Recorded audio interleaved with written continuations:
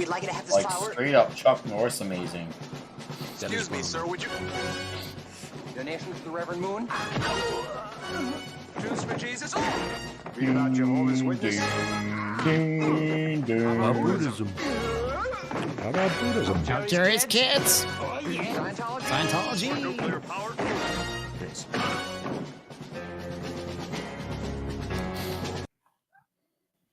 And now, ladies and gentlemen, and whatever our Canadian neighbors are forced to call themselves by their oppressive government today, it's Comix Division. I prefer to call them the 51st state in the South, but, you know, that might make some Canadians mad in the Canadian government. Everybody else realizes it's a fucking joke. We'll just Hello, take everybody. Alberta. Yes. Yeah, we'll take Alberta. You guys can keep the rest. It's fine. Nobody cares about Vancouver. Mm-hmm. Maybe. I don't know. I don't know. Maybe people in Vancouver. Alberta's based. Mm-hmm. Yeah. Alberta, the northern Texas. That's what I've heard. Yeah. I've heard people say they're a lot like Montana. That's what I keep hearing. So anyway, How hi you doing, everyone. Comix? Welcome to Thursday. I'm good. I'm tired. I am very tired. But I am here, unlike Culture Casino, who apparently he said I can either be awake or talk at the same time. Is that what he said? I don't know. It's something about slurring and not Do being awake. you need me blathering incoherently? Yes. Okay, Yes, we so do. I'm just going to say that's what he does all the time. So I'm Yeah. not quite sure what the difference is. I'm not sure either, but you know, it is what it is.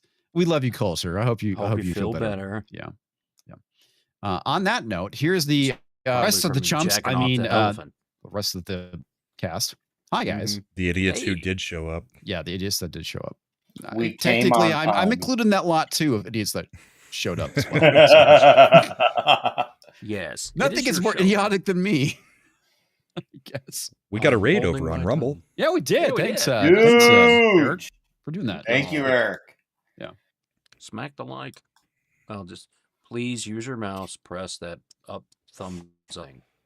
Just Press do that thumbs up Don't button. smack it. We're not reporting any violence or anything. Jesus. So Anyway, yeah, there's a lot of interesting stuff to talk about this week. Apparently, Pedro Pascal and J.K. Rowling got into a bit of a tiff a couple weeks ago, and then she kind of drops a nuke on him today, which is kind of funny. Simple Josh, how's it going? Clair Obscur Expedition 33 has been massively killing it.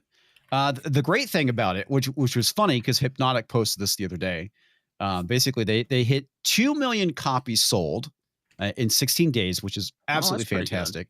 But he replied back to that saying, but how many players are playing it? Oh, I see. Okay. All Yeah. right. Kind of making All fun of of them. yeah. Well, it's making fun of the fact that Assassin's Creed talks about 2 million players. And their Yes, but how sales many were- sold? Yeah. Wait, so Eric July they're made doing it quite well. funny? What's that? Did Eric July do that? No, that was Hypnotic. Was Hypnotic. Hypnotic? Oh, okay. Yeah. Sorry. It's fine. I saw it when Eric did it. Oh, okay. Yeah, I missed that since one. He was around. Also, yeah, we had some really interesting stuff happening with the Kennedy Center because apparently Trump went ahead and did a clean sweep of the people on the board, trying to make it a little bit more politically even, or the playing field, so to speak, just so people of all stripes can go and enjoy, plays and whatnot. Well, it just would have been 4 years of them dressing up as Trump, as Caesar, and everybody stabbing him. Well, apparently, I guess Trump wants to go see Les Miserables, and the cast is deciding to protest him for some reason. We got him. Yeah. Okay. Yeah, whatever. Yeah, sure. If you want to sync your production, I Uninvited. guess. Yeah. Go ahead. And yeah, because the Thunderbolts are such a smashing success, they are now eyeing the director for X-Men. It's kind of funny. It seems like they get a modicum of success. I'm not going to call it a complete success. I mean, the movie, numbers wise, is definitely still in the flop territory based off of the initial projections. and we'll definitely see how this movie does with the second weekend drop. Mhm. You were saying you heard it's gonna be somewhere around what 50% drama? I did. Or was that you? Oh, that was you, Nick. Yeah, it was me. I looked at to some of the box office reports, and it looks like the estimate predictions looking to be around 50%. Now, Okay. that is better than most MCU, even if you want to be fair with it. That's even better than most ones from Phase 3 and 2. Mhm. And if you don't include the Thursday afternoon screens, which to me is a fourth day now, it doesn't make any sense because the early screens are now as early as 2 o'clock. But since we're including them for conversation, yeah, you would probably break it down to 40%. So either way you have it, 40, 50%, that's a huge improvement. Let's just pretend that sticks. You still got to rely. You still got to rely on the overseas market to have that hold too, because let's just say it does fine over in America, but what if it tanks in overseas? Well, then it doesn't matter because you got to have it needs to have a strong hold all across the board to have a chance of breaking even. Right now, it needs if you want to get really down to the itty bitty with the numbers, it's looking around 560 to break even. And right now it's under 400 million to want to break even. So this is a bit of a long shot. The funny thing about it too, Nick, is like I would say back in a normal world, which is like 10, 20 years ago, Yeah, 40 to 48% was the norm for a drop for a movie, unless it was just really, really bad, right? Yes, and absolutely. we've been seeing as high as what was it, 64% for was it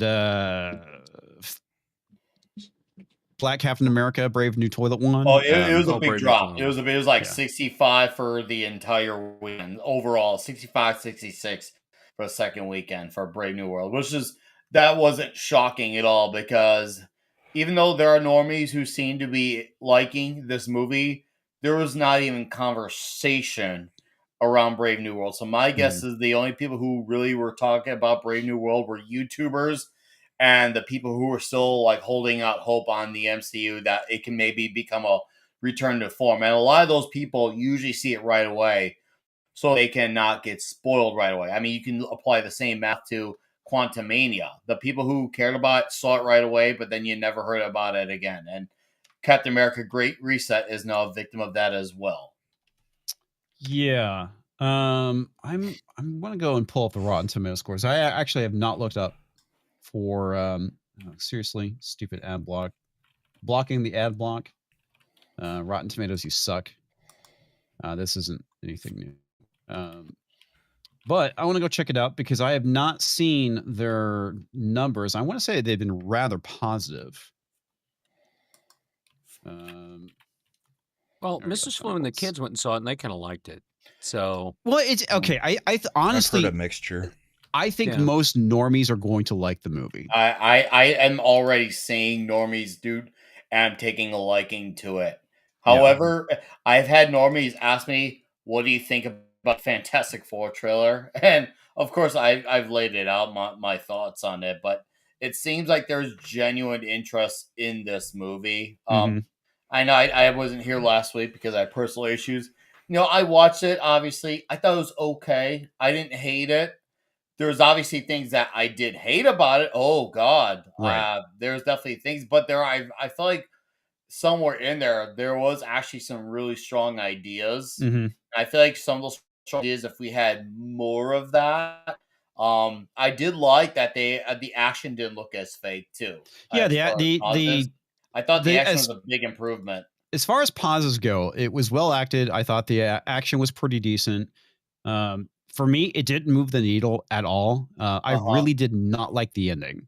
I didn't either. I didn't either. That really ruined it for me. They needed a more action-packed ending, and they could have done less therapy and more building up of the Sentry's origin story. They could have swapped those one out for the other. And, you know, a lot of people seem to think that, God, Julia Dreyfus was the worst part of the movie. Oh, she was. See, I disagree. For me, the worst part was David Harbour's Red Guardian. He drove me fucking crazy. And I'm not like an anti-David Harbour guy. You know, he was good in Walking Man. Okay, I was about to ask Man, and he was good in Stranger actor? Things. But, not the actor for David Harbour. So it was but just as the Red Guardian, I can't stand that performance. To me, Julia Louis-Dreyfus worked the part she is doing. She is being an evil, angry politician playing cover her tracks, and I bought it. I absolutely bought it. But David Harbour, oh, dude, he was unbearable. And his humor, granted, the movie wasn't slapstick with the humor, Right. but God, the moments when he did do it, there were audience members laughing. There were. And my theater actually was decently full, even though it was 2 p.m. It was like half full. I was the only one not laughing at his jokes. And I'm thinking in my head, this is not funny. I don't remember laughing a whole lot. There's like a few things I think I laughed at. For me, what really pissed me off is what they did to John Walker. And no, he was excellent. Oh my God. Oh yeah, I thought he was great. I didn't like what they did to him because I kind of felt like they're trying to do these like little moments where he's like trying to mansplain shit without directly calling it out or something like that. But the other thing too is that, they're basically trying to say he's disgraced. And it's like, dude killed a fucking terrorist that killed his friend, his partner. And you could definitely say it's like, well, that was very un-Captain America of him and having him but Captain lose the America's shield that killed way. before. He has Captain America. Yeah, but Captain America has killed, but I wouldn't say in such a brutal fashion like he did in Falcon Winter Soldier, but it's like everything the man did, he was completely justified in. They tried to make him a villain or unlikable in Captain America or sorry, Falcon Winter Soldier. And honestly, I thought he was the best thing in that series. Oh God, which was complete garbage. That show was trash. I remember liking 2 things about it: that U.S. Agent and the opening scene with Falcon against Batroc, George St. Pierre, played by George St. Pierre. I thought that opening sequence is good. I remember thinking, oh hey, pretty good action scene. Maybe hopefully this sets the tone for the rest of the show. Holy shit, was that scene misleading? Because as fun as that first 15 minutes was, it was pretty much all downhill after that scene. It certainly was. Horrendous. Yeah. The other thing too, switching back over to the numbers, we are now looking at if I get over the damn menu here, box office total worldwide of 177 million, which is okay. I would say for a movie like this, it's okay, especially with the damage that's been done to the MCU at this point. If this movie came out in phase 2 or 3 with a better hands budget, down, it would have done a lot better. Oh, with a better budget. And this is something I mentioned. Well, 180 is not a bad budget. I mean, that's actually but pretty you have to also good. factor in the $100 million marketing budget too. So you're talking 280, and then you times that by 2, and that's 560. I get what you're saying. That's better 180 in isolation compared to the other movies. But Thunderbolts, the type of, granted, it's not really a Thunderbolts movie, right? But however, for conversation's sake, this is not the type of movie you release in this market. This is the type of movie you release when your Winter Soldiers and your Iron Man 3s are doing well. And then you can put this out. They're putting this out at a time where not the economical market, but the Marvel market is not doing well. And they're still thinking that they can make this movie be the turnaround point, which it's not. It's not. In the slightest chance that it breaks even, it's not going to turn on a major profit. If it does, best case scenario, it will barely turn a profit. But I guess that's a better case than whatever becomes a First Steps, because I have a think First Steps will flop. I don't think it's going to do very well at this point, especially with the decisions that are being made. A lot of it, Nick, for me, is that they say, okay, we're trying to turn things around. Okay, for me, Thunderbolts is kind of the same old, but with a little bit of different packaging. All right, you still got your girl bosses, even though they're done a little bit better. It still kind of has some MCU vibes in it, and again, they've done a better job of obfuscating it. It's certainly a step in the right direction as far as quality is concerned. But overall, I would not say that this is a movie that is going to be turning Marvel around. No, and the one thing they have to kill it with Fantastic Four. And I simply just don't see it. No, I see it at best case scenario. I could see at best somewhere between a 7.5, and even if that ends up being the case, a 775 is Mhm. not going to turn the ship around. It's just not. And this is another thing too.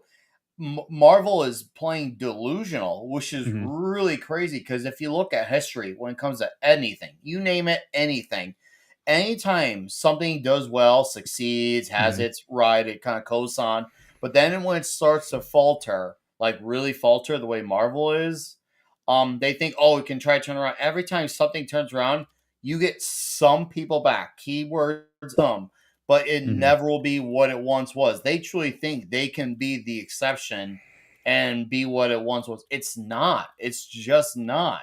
It's not going to happen for this thing because most people, when they quit, they quit. And usually the ones who do come back are the normies who are there because it seems kind of popular again. Yeah. Yep.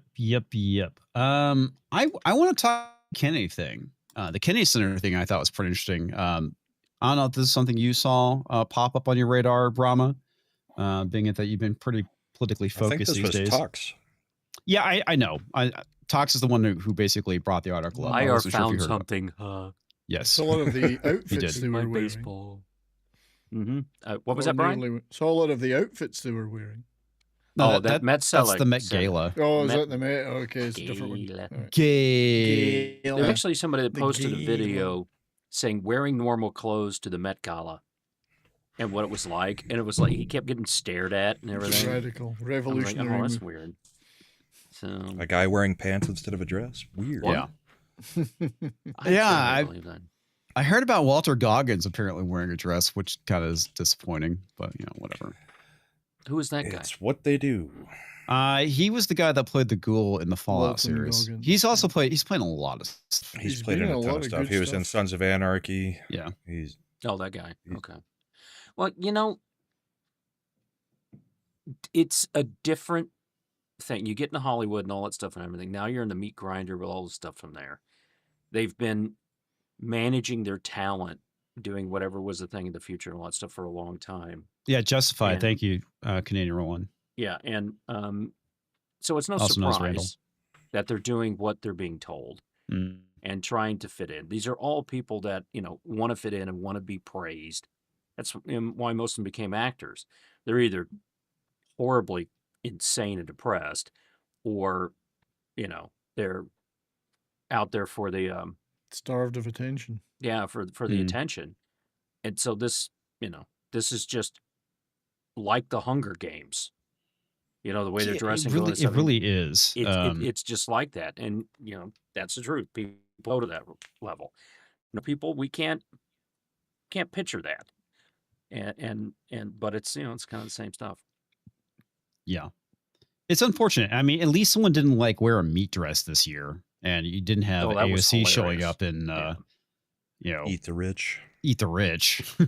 So, but anyway, so the Kennedy Center, apparently when Trump took over, he basically cleared out the board and to make it a little bit more politically neutral. That way everybody would be welcome to watch and enjoy plays. And so he wants to go check out Les Miserables, and I guess the majority of the cast, 10 out of the 12 actors or main actors or whatever, are going to boycott it. Which is dumb. I think he's right though. The thing I thought was pretty funny. I'm gonna pull the article up because I want to read the last two paragraphs, really, which kind of are very poignant when it comes to making a point here. Or maybe it's the last three. Any performer who isn't professional enough, and this again because the cast is boycotting, they're like, fuck these guys. Any performer who isn't professional enough to perform for patrons of all backgrounds, regardless of political affiliation, won't be welcome. And I think that's good, right? Mm-hmm. I mean, Mhm. you are more than welcome to protest, but you are also more than welcome to not be welcomed back as an actor as a result of that. We need to get back to being politically neutral when it comes to these things, because in reality, Democrats and Republicans both enjoy plays and should be allowed to attend without being harassed or boycotted or whatever. And this shit's just stupid. In fact, we think Yeah. it would be important to out those vapid and intolerant artists to ensure producers know who they shouldn't hire, and that the public knows which shows have political litmus tests to sit in the audience. Yeah, I think that's good. He continued, the Kennedy Center wants to be a place where people of all stripes sit next to each other and never ask who someone voted for, but instead enjoy a performance together. Yeah, exactly. I agree. Yeah. Strongly Yep. agree. This is how it used to be. You know, it drives me crazy. Like a few weeks ago on my Klobby's Comic Shop show, we had a guest on, a British guy who leans a little bit to the left, and we had the best conversation with him. And we just talked Robert E. Howard stuff for 2 hours. We got drunk as shit, told a bunch of homoerotic jokes. It was a great gay old time. We had fun, and we were different on our mindsets, but we didn't care because we had a love of something that brought us together. And we made that apparent to each other, and we were hoping to do a follow-up, and we'd like to see more of that happen in the world. Yeah. I like to There's get a little bit of background on this. So apparently this is a fundraiser that for the play is a fundraiser that Trump was doing. It's $2 million a seat in the box with Trump, and you get to have your picture taken, or $100,000 you get a picture with him, but not in the, you get your seats somewhere other than the box. But opening night is the next night for the play, and they do 2 previews typically. So it's a, whoever they have for that. So this is preview night 2. So got it. That's part of what's going on. Also, just so everybody's clear on who this quote is from, this is Richard Grenell, former head of the DNI, the Director of National Intelligence, from Trump's first term. He's now the president of the Kennedy Center. That's hilarious. Trump's chairman of the board, and he's the president of the Kennedy Center now. So it's kind of funny that the former director of national intelligence is in charge of the Kennedy Center and telling everybody, stop booing J.D. Vance and Trump, or you just aren't going to have a place here. Yeah, that's kind of funny. Although Grenell preaches for an even political playing field, Trump has a slightly different version for the Kennedy Center. This is the thing I think is funny because this is such spin here. In February, when he first announced his takeover of the organization, President wrote on Truth Social, no more drag shows or other anti-American propaganda, only the best. Okay, I feel to see a problem with this. I really do. Okay. Yeah. Right. And Hey, what's the Pinochet problem? brought up the other thing about Grenell. Grenell was the first openly gay cabinet member that's correct. Yep. during Trump's first term. Okay. Before Biden had all the first openly gay. Yeah. Right. Which is But funny. he didn't wear a dress, so that didn't count. Oh, that's Right. right. He Oh had wow, a dress. gay man acting Well, like a you straight man? didn't have an Easter celebration with a bunch of That's right. trans people showing off their tits. So So you can't Or steal people's luggage. Yeah. Oh, that's right. That guy. that too. Oh man, that guy was cracked in the head. Yeah, that dude Um, was. Yeah. So here's what I noticed about this article as I read through it. The article is from Variety, right? Right. It's neutral. It does say that stuff at the bottom, which those things can be taken as being non-inclusive. So you're not going to include this kind of stuff. The anti-propaganda, anti-American stuff, I get. But the article was written in a neutral tone. That's the only thing in that entire article that could be said to be even close to not being neutral. Right. And really, that was just bringing up a quote. It was bringing up Yes. a quote. It was So something he That's said. not an so there was opinion. That nothing- is yeah. a quoted fact. So it wasn't an opinion piece. They were just stating the facts. Well, Now, the this one is thing I would Variety. say It that could've- where they get opinion on is where his kind of like painting of what Trump said before Right. that. Mhm. Right. Trump might have a different take than Grenell. He might. That's true. But I don't know if this is signaling some kind of additional signaling of this turn of going to report facts and not throwing too much opinion here. Because Variety's an opinion place, and they could have done something there, but they didn't. So I'm kind of wondering why. Well, I mean, technically, it's supposed to be an industry rag, right? I mean, it talks about Hollywood. And the industry hates him. Yeah, and the industry hates him, kind of. Well, when did this article come out? Let me scroll What was the date on it? Yesterday. Okay. Yesterday. Because New York Times, Entertainment Weekly, CNN, a whole bunch of others covered it, and the Washington Post. So it may have been a situation where they just kind of went with the same, story beats that everybody Whatever else the had AP said. came out with. Yeah, because Yes, what everybody does exactly. is the AP writes. You a get your story, main most news people line grab and it then- run Which it. is surprising Yeah. then that if BP was neutral about it, that would be surprising given their Yes. track record. Well, That's very I true. think the other thing too, unlike his first term, you really did have that mandate with the American people basically saying, "Hey, we're sick of this garbage." It is undeniably a fact that the man won, and he won with the majority of the country.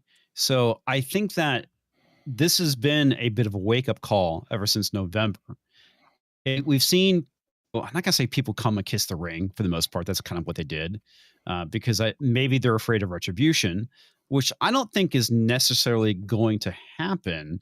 Only I would say for the people who truly deserve it. But the people who've been criticizing him and all this whatnot over the last several years, Trump's not going to go after them. And that's the thing I find so funny. It's like, the View is shaking in their boots because he got elected, and they were worried. I haven't heard anything lately because I don't pay attention to the View. Occasionally a clip will come by, but they were all afraid that Trump was going to go after them, and no, he hasn't. I think it's only the truly despicable people that really need to be prosecuted that he's going to go after. So, and I hope that's what he ends up doing. Well, but I mean, there all are the certain people who people that criticize he him, needs to go whatever. after. Yeah, Like, there are. Yeah, and the lawfare stuff is what he needs to go after. Yes, and shut that down. right. And if these people are afraid that, okay, they went after other people with lawfare for the same things they were doing, including these media, where the View got in trouble is that they were saying things of opinion that weren't true, and they were saying they were a Right. news show, Mhm. right? So there's laws that you get sued for doing that. So Well, maybe yeah, that's and what that's they're the stuff thinking. that they need to go after is that if it's actual libel or slander, then yes. I mean, like undeniably libel or slander, need to go after them. And remember, because Sunny Houston kept having to issue corrections because she would give, I'm not gonna say an opinion. She would say something that was very untrue. Knowingly And it false was- information, and Yes. then without any caveat to it. And then Yeah. her producers were like, well, not the You producers. need to stop. The legal Lawyers. team was like, no, you need to go do a retraction on air right now. She had to do it like 6 times in 2 weeks. And that, And I'm pretty sure shit there is have been hilarious. lawsuits filed against the View for defamation now. yeah. Well, Yeah. and like I said, Maybe it's why one they've thing. cleaned it up a little bit.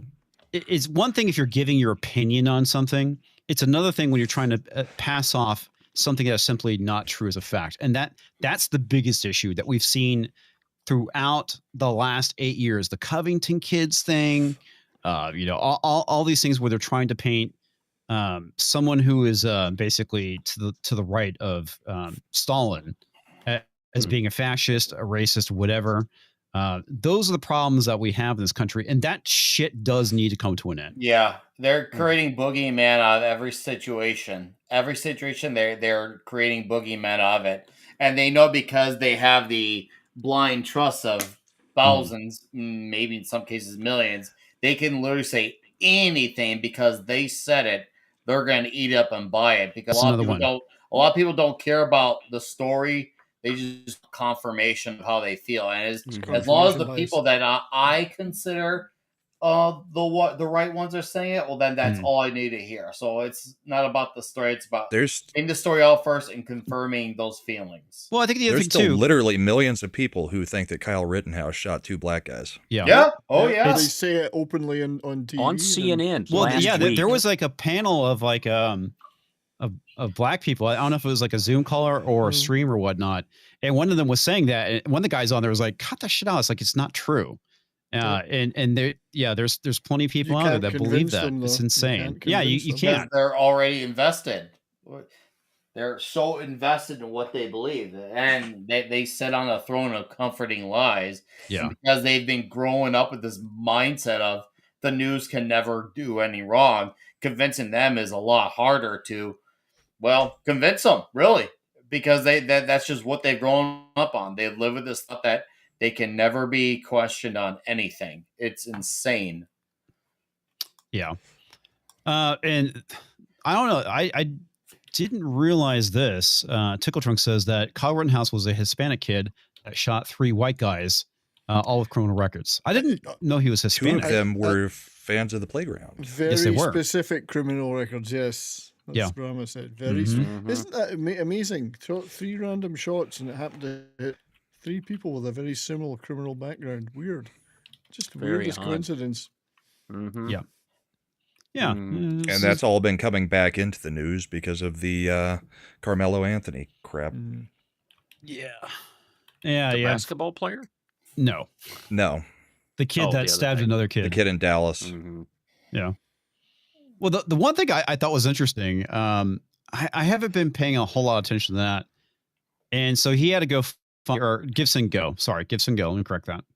And then you had this woman who basically, I guess, screamed the N-word at a kid in a Yep. park. And then they basically Ashley tried, Murdoch or something like that. yeah, they tried canceling her. So they did a Gibson go for her. She put a Gibson go and raised a bunch of money. And it was really interesting because I saw Sargon's video covering this, and the comment section of the Carmelo Anthony one was very, very anti-white.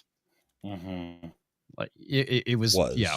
They've taken What- it down now. Did they actually take it down, or did they just clear the comment section? They out? took out the comment section out of both of them. So now people are just using racist names to get Yeah. around it. Yeah. So anyway, Screen names. we so and the comments for hers was like very, very different. It was just very supportive. Yeah, I think you had a few racist Hers things were in pretty there. bad too. There was I only heard I Because- only saw one. Doesn't mean It there weren't ultimately more. became a litmus test for, you know, which person you were going to call the better person. I mean, Yeah. they both made about the same amount of money at this Mm-hmm. point, 600, 700,000. But yeah, I don't think you should necessarily become a millionaire for killing a white kid as a black kid, or for shouting the N-bomb at N-word, somebody at yeah. a playground. Yeah.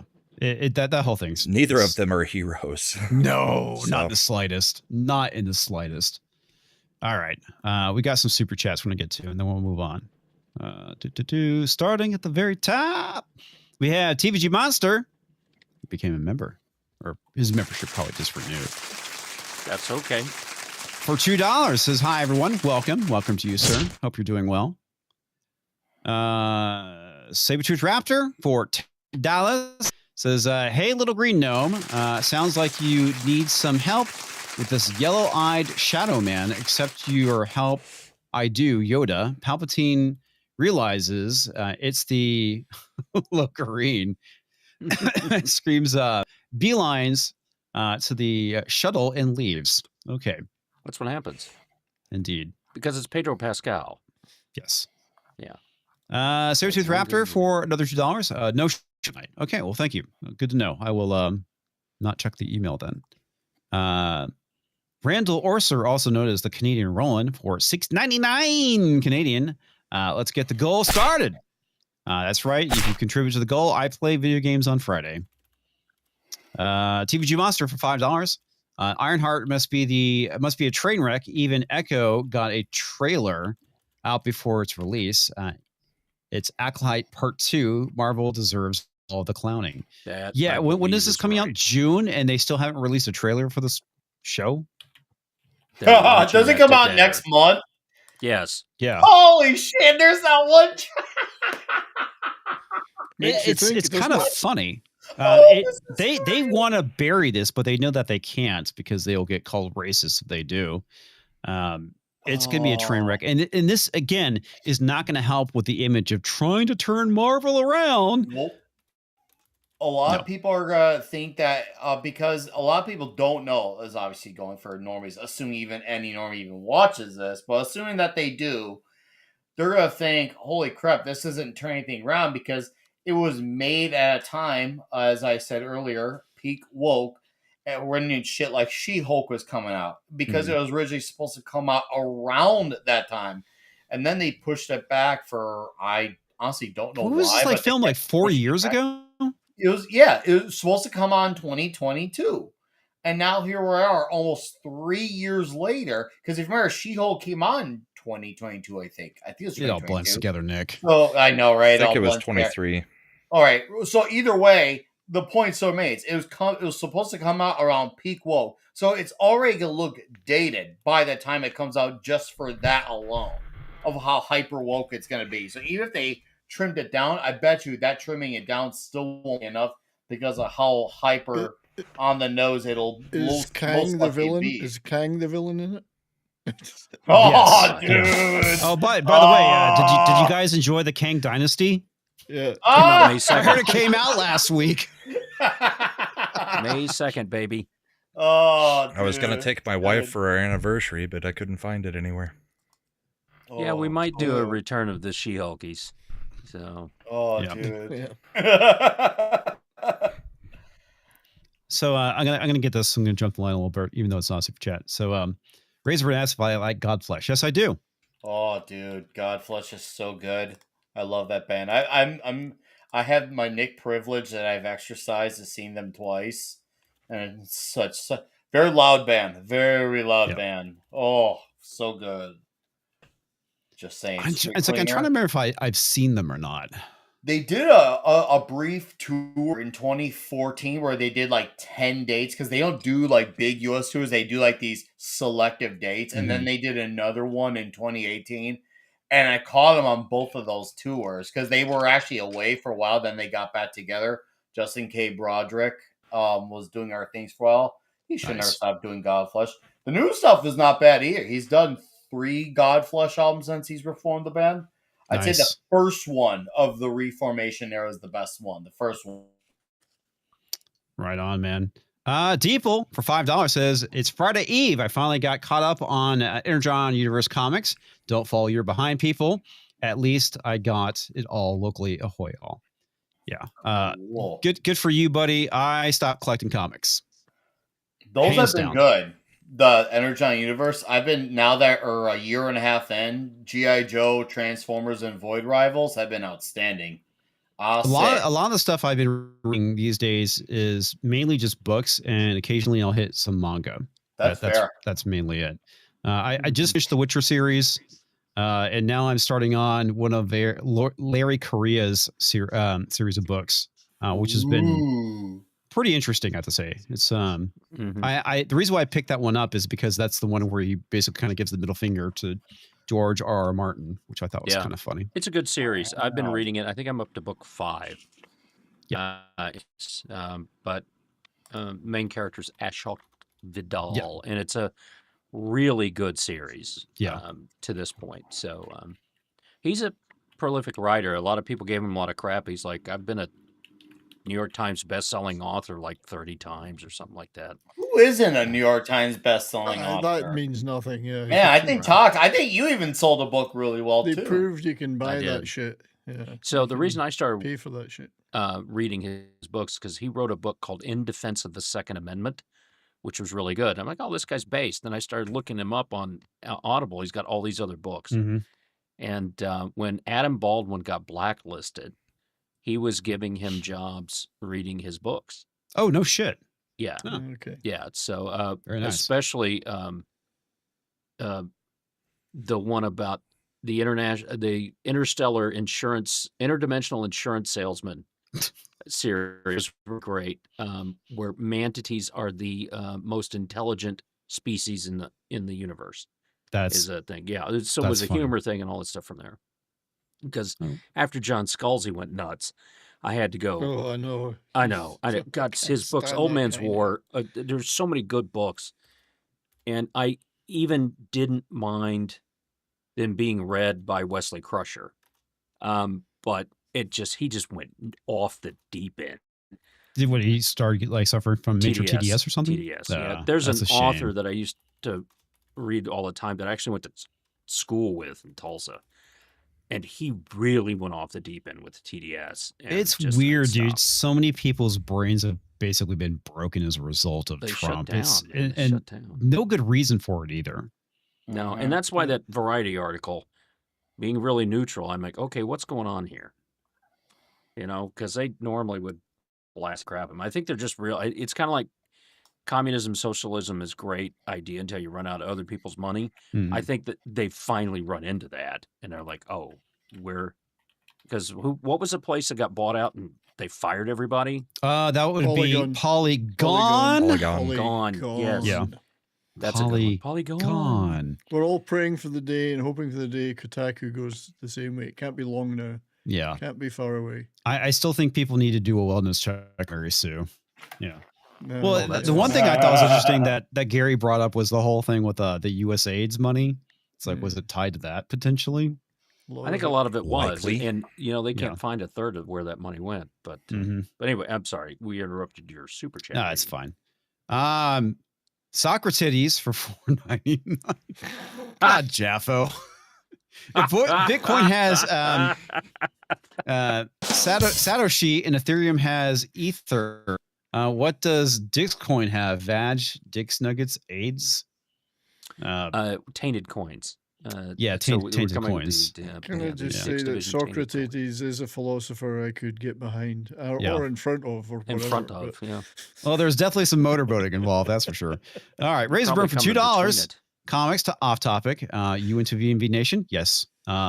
If so, what LP? Empire. I really like Empire. Well, Pinochet's Helicopter Tours for $2.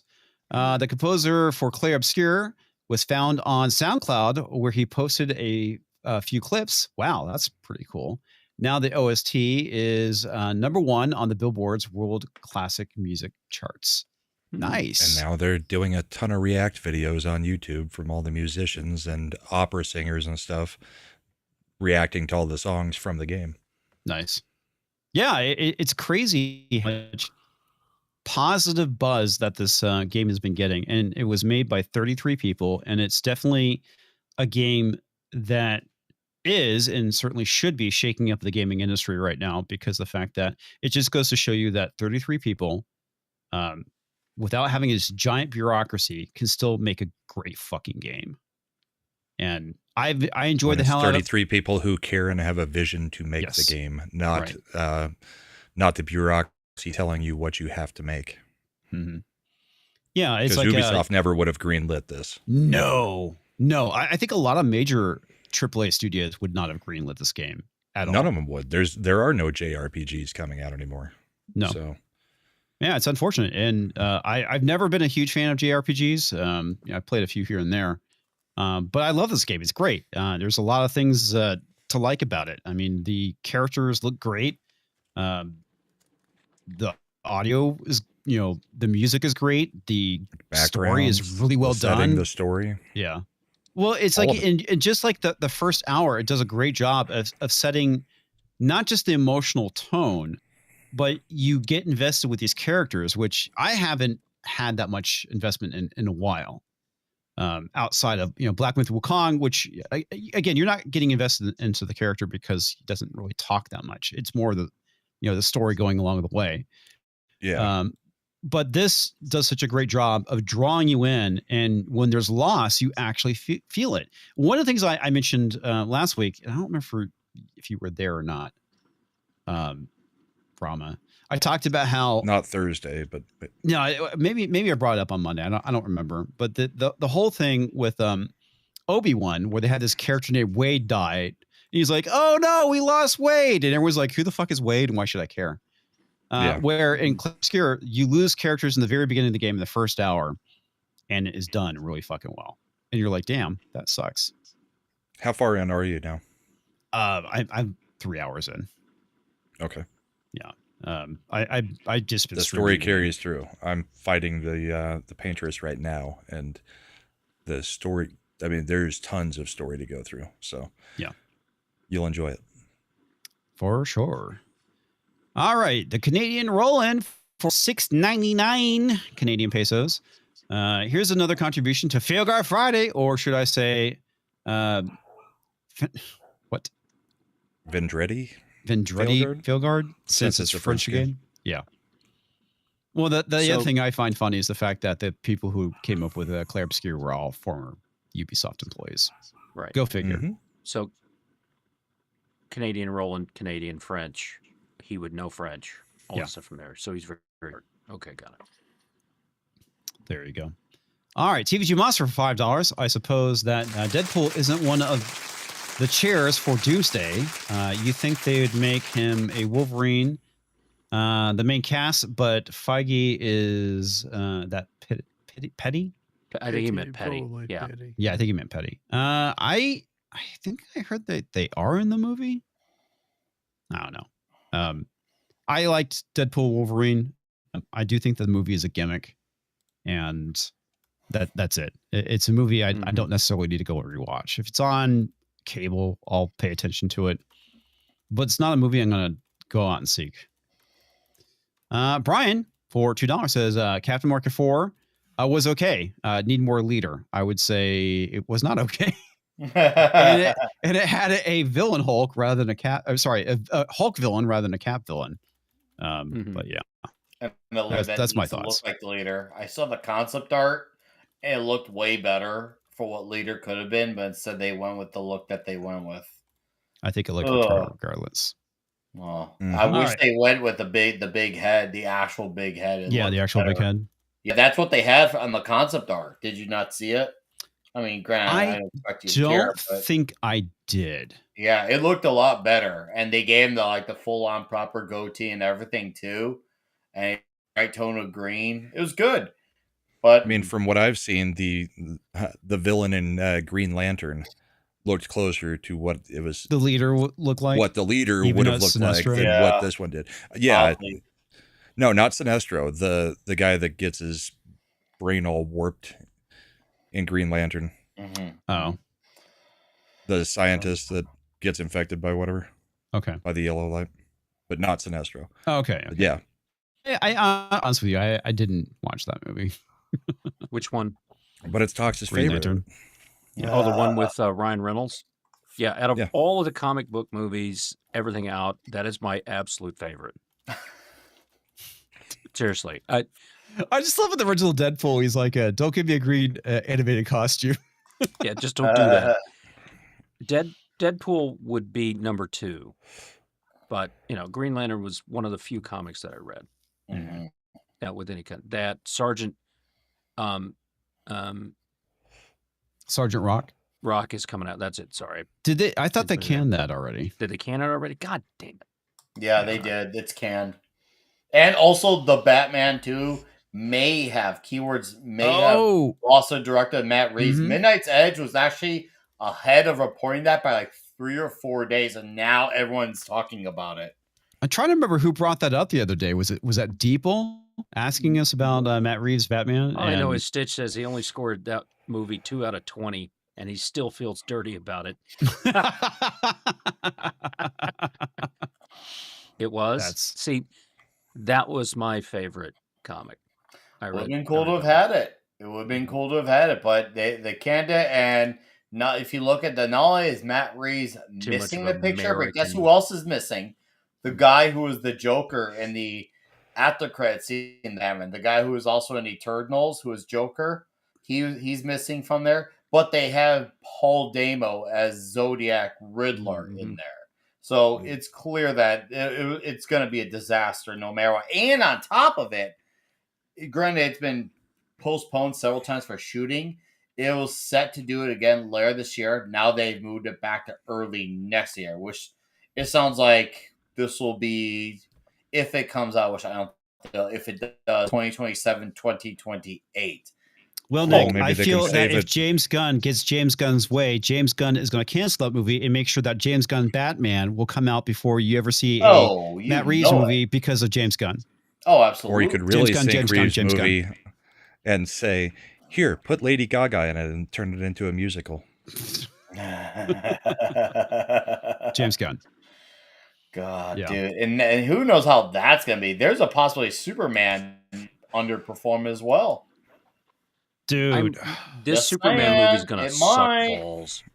I Because even if it's somehow just good is not going to make them break even. They need to have this movie be an absolute home run and a Needs half. to be blockbuster. It really needs to be a does. blockbuster. And the fact that the rumors were true that there are mutant monkeys on keyboard, basically waging a social media campaign against Superman is fucking retarded because he got canceled.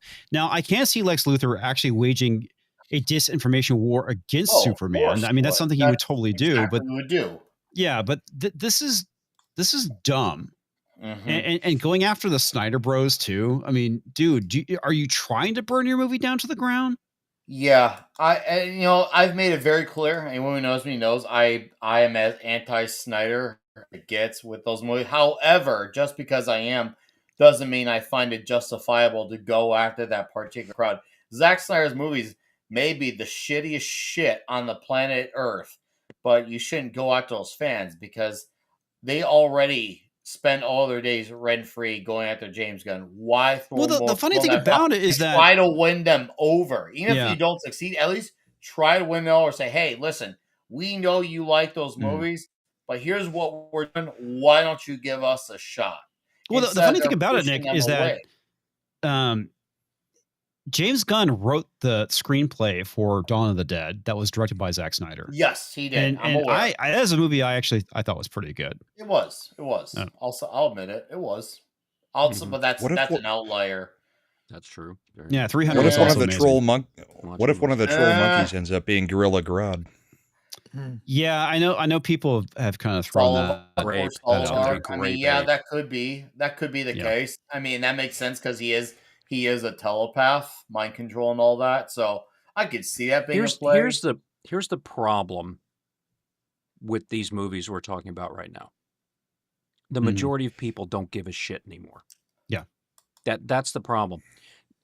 Comic books died out because the medium changed, and most people don't care anymore. Or it didn't change. It didn't change. That's the entertainment medium changed. Oh, right? Yeah, you're right. You're right, Tom. So it evolved. The entertainment evolves. So you had it was really big for a time, made a lot of money, then it moved out. Just like newspapers used to be that way, like the Sears catalog. Okay, here, dude, I'm gonna interrupt you and tell you why you're right and wrong at the same time. Look at manga in Japan. Manga is huge. It sells millions of copies, and a lot of it is because it's still well written. You are right. You have other disruptive forms of entertainment that have hit the comic book industry, but the issue is that the art, the writing, all fucking sucks. If people were making good things in comics, I think that they would still be doing well, and especially if the price point was lower. Yeah, but that's happening in manga now. That way, that it's dropping, or the woke stuff and all that is happening in manga now. Well, that's because of the localization. That has nothing to do with Japan. It's the same. Though. Well, no, it's the same thing. Textiles used to be made in England. Why? Because that's where the cheap slave labor was. And textiles were made in the U.S. because that's where the cheap slave labor was. Now textiles are made in where? Malaysia and all that stuff. Why? Because that's where the cheap slave labor is. Yep, okay, so entertainment also moves out that way. Back in the 2000s, the Japanese were all over. In the 90s, the Japanese were all over buying used Levi 501s direct from the Americans. All right. Right. There's all kinds of subculture flows east to west. Okay. Yeah, I get what you're saying, but the issue is that the Japanese aren't making it woke. It's the Americans are making it woke, and it's because of localization. And that's part of the reason why a lot of them have been looking into using AI. And this is stuff we talked about, I think it was like a year ago, that they want to go and use AI for localization because they don't want them to inject the woke nonsense into manga and anime. So it's definitely a Western problem. The medium is still dying. In the West, I would agree with you. The print medium is dying no matter what. Yeah. Right. So it will find its way, and anime is still in the visual medium, which is still where we are. Yeah. Movies and the way we used to consume that entertainment is gone. That's all not there anymore. So these movies are never going to make the money back. They cost way too much money because of all the unionization, because that's what you get. You have a lot of money, and everybody's got their fingers in the pie, and it's not happening. None of these movies are really going to be that savior. Hollywood has a I'm going to win the lottery attitude. Yep. Yeah, they do. The gambling problem I mentioned a few weeks back. They that's treat exactly everything what it like is. it's a gambling addiction. Once they got a taste of that $1 billion several times over, they don't want to let go. We all have that friend. Once they got that big jackpot, they don't want to let go, and they kept going back for it, even if they kept losing. But True. they were addicted, and Leave we're me out of caught in this. the middle of their shit now because of it. Exactly. And that's not how that happens. You're right. It's not, but they refuse to accept that memo because I now think that a lot of they it too is that where you're seeing the largest amount of success within entertainment, be it video games or the movie and TV industry, has been independence.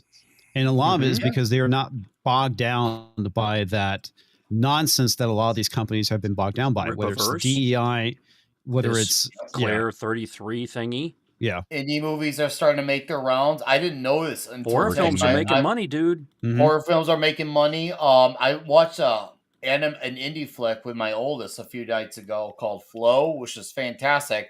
It was done for like what $3 million. Guy made it on Blender, whatever it's called, Blender. Blender. And Was it I about just learned progressive today that insurance? apparently Blender awards. I didn't know that. It's a movie based off a stranded cat. It has Mhm. no dialogue and no humans. And it's an hour and 25 minutes, and it's incredible. And I was like, "Holy crap, this is awesome!" So the indie future, especially with the internet unlocked indie, and I love it. Mhm. And it Lucy makes Stitch is right makes- here. oh yeah, instead of watching a movie. Well, Mhm. see the thing, and this is there's a habit issue too. A lot of people are used to hearing about things and then seeing out when they hear about things.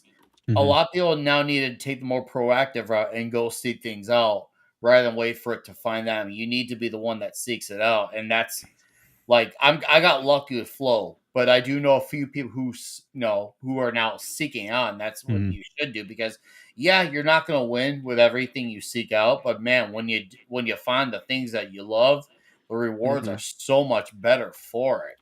Yeah. And Flow was one of those movies I wish I kind of did the blind watch on.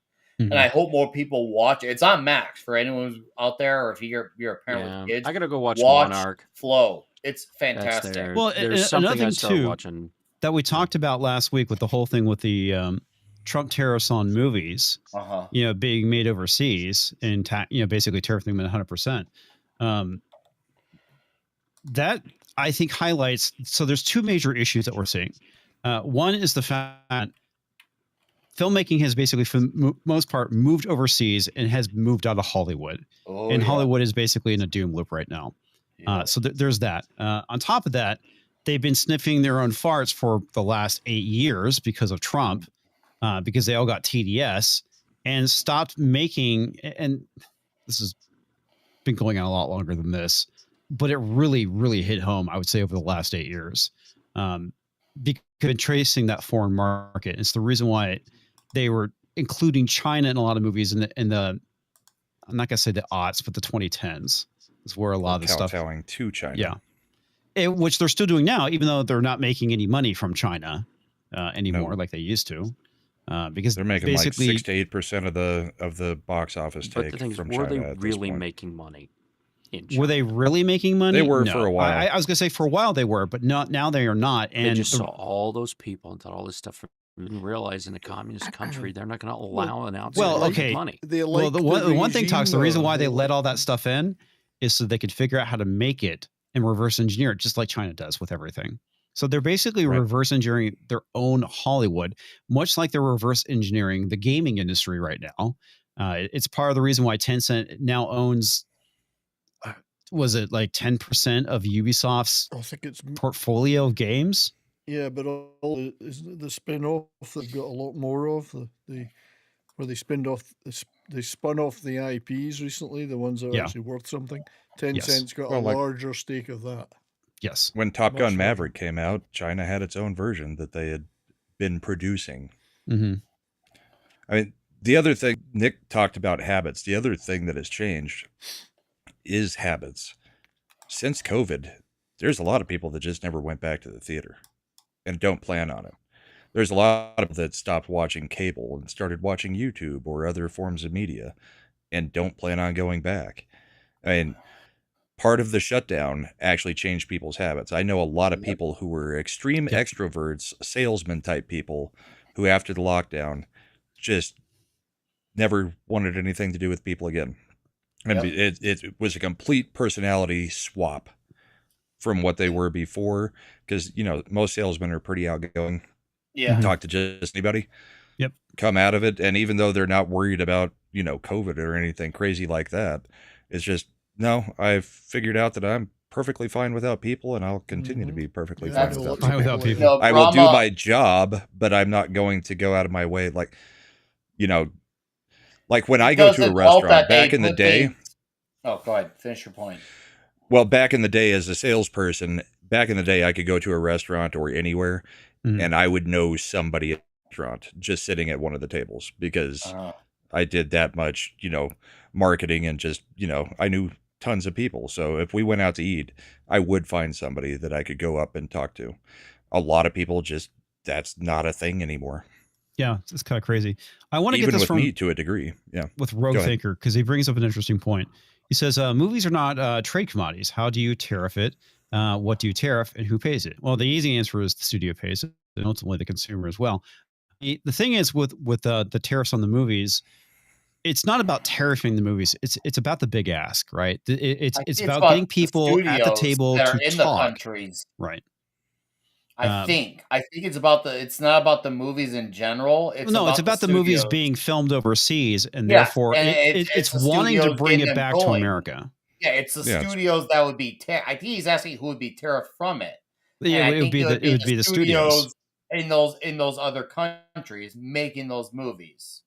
Well, it would be the American companies that were basically filming it overseas and then bringing it back to the States. And See, you gotta and work dodging with it. taxes here. Right. They have to import the film. Yeah. That's where it happens. Yeah. Mhm. Yeah. But at the end of the day, it's really not about tariffing the movies. It is about bringing that industry back to America, and it's about getting people to the negotiating table, which is what Trump has been doing with the tariff stuff. Mhm. And if you think And about it, movies other were an countries do American this. style that Yeah. we've now exported. Yeah. Other countries tariff movies already. Okay. Yeah. It's not like any of this stuff isn't already happening to the United States. It's how all of this was a giant money laundering scheme. Take stuff through USAID and others and pump that stuff out to these other countries.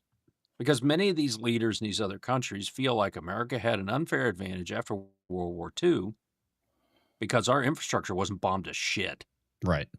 right? And they're wanting to get that back. You go back to the book that King Charles and all those other people wrote, The Great Reset, right? He's trying to do that. All of Klaus these Schwab. leaders are trying to do that, Yeah. right? And now they're, they have somebody who's fighting back. I'm not concerned about who won the Canadian election. I'm actually think Trump is much happier with a liberal pussy in office than he is somebody that might fight back, because now he doesn't have to put any brain power into beating him, Mm-hmm. right? He has to put brain And now power I can into point meeting the to others. they're controlled by China. Right. And then he's got a foil. Everybody has to have a foil. Why did the Republicans not sign off on getting the suppressors out of making suppressors legal? Okay. How do they do that? How do they get that out of the firearms? I can't remember all this stuff now. I've been up for too long. But yet, So, none of them will vote for how that. do you make it no longer an NFA item? Is that what you're trying no to get longer to? an NFA item. Okay. So the bill was there, and many of them said, "No, wait, let's talk about it." Wait, Why? what? Exactly. The bill wasn't stopped by the Democrats; stopped by the Republicans. Why? Because they need that wedge. And what has been something that hasn't been talked about, that has lost all power in the media? Abortion. Exactly. It's gone. Why? Because it was pushed back to the states Because it's where it runs to should the be. states. Right, where it should be. I'm not talking about the morals of this here. I'm talking about where it needs to be decided. It's not in the Constitution. It goes to the states. That's the way it was designed. So it goes back there, does that. Nowhere in the national narrative. Democrats are having trouble. Why? Because that was something they could bank on for women's votes, and now they can't. Well, They've lost and that the other issue. thing too, Republicans don't wanna lose it. I want to get this because I know you've probably already taken off, but what happened to the conversation? Well, I mean, this is part of the conversation. We talked about the whole thing with movies and entertainment, and it is definitely linked to politics. That's the 100%. unfortunate thing, and sadly, that's just the reality. Because over the last 8 years, everything became political, even entertainment, which fucking sucks. Downstream. Yes, downstream. Mhm. All right. I do want to get back to some super chats real quick, and I'll get some start comments as well. Scrolling up. All right. Brian This is McCann riveting. celebrating 26 Hey, months Brian. as a member. Thank you, sir. Same thing with 26 Marks 47 celebrating 24 Wow. months member. Dearest, 12 months as a member. Stop calling them the 51st state. They are the Northern Territories, and Quebec, the protectorate. The protectorate, yes. Yeah, it will upset them more. Okay. the Yeah, we Northern don't want them Territories. voting. We want them to be like Puerto Rico. Yeah, fair. Never fair enough. statehood. Guam, Never state. Puerto Rico. Yes. Except Territory. Alberta's fine. Well, Alberta will be an independent republic. So don't worry. See, I'm Yeah, fine. they're going to be separate, and we'll just recognize them as an independent country the second They'll that they just- but we'll do a declare trade themselves deal. separate. We'll do Mhm. a trade deal. Trade deal. Mhm. Okay, Pinochet helicopter tours for $1. Hey, Pinochet. Someone has to ask. So, panel, what do you think about Yee's new song? I saw it on Twitter. I watched part of it. I was just like, what the fuck ever. I have written him off. Of course, Yeah, I never written him on. I Yeah, was I never never listened to his big into music, so Kanye. Never really a big fan of him. Yeah. I think he's kind of a nut job. If you preview it, only preview on Rumble. LOL. Yeah, it basically. the most I he's- knew about Kanye was that he was a gay fish. Yeah. Fish But sticks. but apparently he put out a song about Hitler. Yeah. Yeah. Okay. And of course, Milo's. Shock after 2 years ago on Alex Jones with the Yeah. whole Yeah. mass. Shocked I am not. But yeah, I wouldn't be surprised if Milo was the one who put him up to it, because he's been hanging out in his circle. But whatever. Well, Brian guess. McCann for $2. Thunderbolts was okay. U.S. agents need to be bigger. I agree. John Walker was honestly my favorite part of that movie. Mhm. Canadian Roland says, great news, everyone. Snow White live action will be on Amazon and iTunes May 13th. Aren't you excited? I know I'm not. Yeah, neither am I. Yeehaw. It's releasing on Amazon. I guess.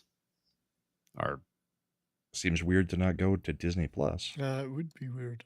well, if they want to make money off of it, they would put it on Amazon or some other platform other than Unless their you own. can subscribe to Disney So not Plus Amazon via Prime. Amazon. Unless I you can have subscribe no to idea. Disney Plus via Amazon. I don't Or know. maybe I you could see. buy it off of Amazon. I have no clue. Mhm. Yeah, maybe that's Ah. for sale. I'm not planning on watching that movie ever again. It's fine. Brian You McCann for said $2. again. U.S. agent Again. should be played Yeah. by the Game of Thrones, The Mountain. Oh, yeah. Oh, yeah. Yeah. I can see that. I like the actor who they have. I'm trying to remember whose kid is that. Kurt Russell's, I Is that believe. Kurt Russell's son? Is it Wyatt Russell. Russell? I Wyatt believe. Russell. Yeah, Wasn't he in Yeah. Goon 2? He was in Goon 2. maybe. Yeah. All right, Pinochet's helicopter tours for $5. I don't glaze for glazing sake. Final Fantasy VII helps an awaken. So it's helped an awkward 18-year-old. Me in 1998 navigate life. Exhibition 33 is deep, beautiful, and was something that was really hit me at a time I needed it most. Yeah. That's the beauty of entertainment, is that it can do things like that. It can hit you in the feels like you've never felt before. If you provide that they actually have a good story. Or lock a and- moment in time. Or yeah, lock a Like moment in music time. is very good at that. Like Yes. I remember exactly what I was doing listening to, a first time listen through a certain album that, back in the 90s during high school days, and I was thinking who I was hanging out with, where I was, that kind of stuff. So music can be a good cue on that kind of stuff as well. Mm-hmm. All right, Roland for $5 says, "Can't wait for Dubai Desert Land." I saw that. I really want to see what kind of rides they are going to have there. I will have to wait at least 5 years to see. Yeah, I find it kind of funny that the progressive woke Disney company is putting a Disneyland in a country that is not very tolerant to certain things that Disney is very tolerant to. Will they have a pride parade every year then? Yes, I'm looking forward to the Dubai Pride Parade at Disneyland. Yeah, I don't think that's going to end very well. You know what Pride Parade I'm looking forward to? I wasn't going to play GTA 6 because I've never played any of them. But if they're throwing a Pride Parade into the game, I'm going to play it just because that'll be a big mob of people in a Pride Parade. And I know what you're able to do in GTA 6 or in any GTA game. I bet they won't let you do that. They'll have done something. Did you watch the trailer for that? That's right. I'm going to peel my tires in the rainbow crosswalk. Did you actually watch the trailer? No, I didn't. Okay. I just read some things on Twitter. I've never been a big GTA fan, though. Neither have I. No. Never played any of them. My wife's mainly the one playing them. The one I like that they did was Bully. I thought Bully was a fun game. Mm-hmm. That's another game they can't make now. Yeah, it seems like they're trying their best to get that woke label away from them. But I mean, granted, they have a Pride Parade thing going on in the game, but whatever. Yeah, I'm not interested in playing the game, but I might try it anyway just because, YouTube and whatnot. But it is what it is. All right. Get back Keep over to reading. Super Chats. Shut up, toxic man flu. Do you think you are the producer? Oh, wait. Start reading would be good. Yeah. Oh, that was funny. I like that. Yeah. You can fuck off, Brian. Sorry, that was me. All right. Peter Chase, look up to us for $1. How shall I fuck off, oh Lord? I don't know. There is a canon between the two parts not seen since the day of John Brown. Yeah. That's the thing. Everybody's talking at each other. They're not talking with each other. And it really, people are saying things are killing them and all that stuff that really aren't. Yeah. Right. It's like, oh, you're not really hungry. You're not really starving. You haven't faced any of that yet. It's not like it's the Dust Bowl. Well, I mean, yeah, there's plenty of times where we jokingly or being hyperbolic, right? Where we say, oh, I'm starving to death because I'm really hungry, right? Even though that's not the case. Yeah. We're doing fine. Yeah. What may be interesting, we'll see after those 4 years, is the canyon that is between the two parties. I mean, at the moment, the people that were brought together under this administration look like they may be the bridge to that canyon, because there is right and left in this administration, and the administration itself is ultimately pretty moderate. It's not hardcore conservative. It's definitely not leftist.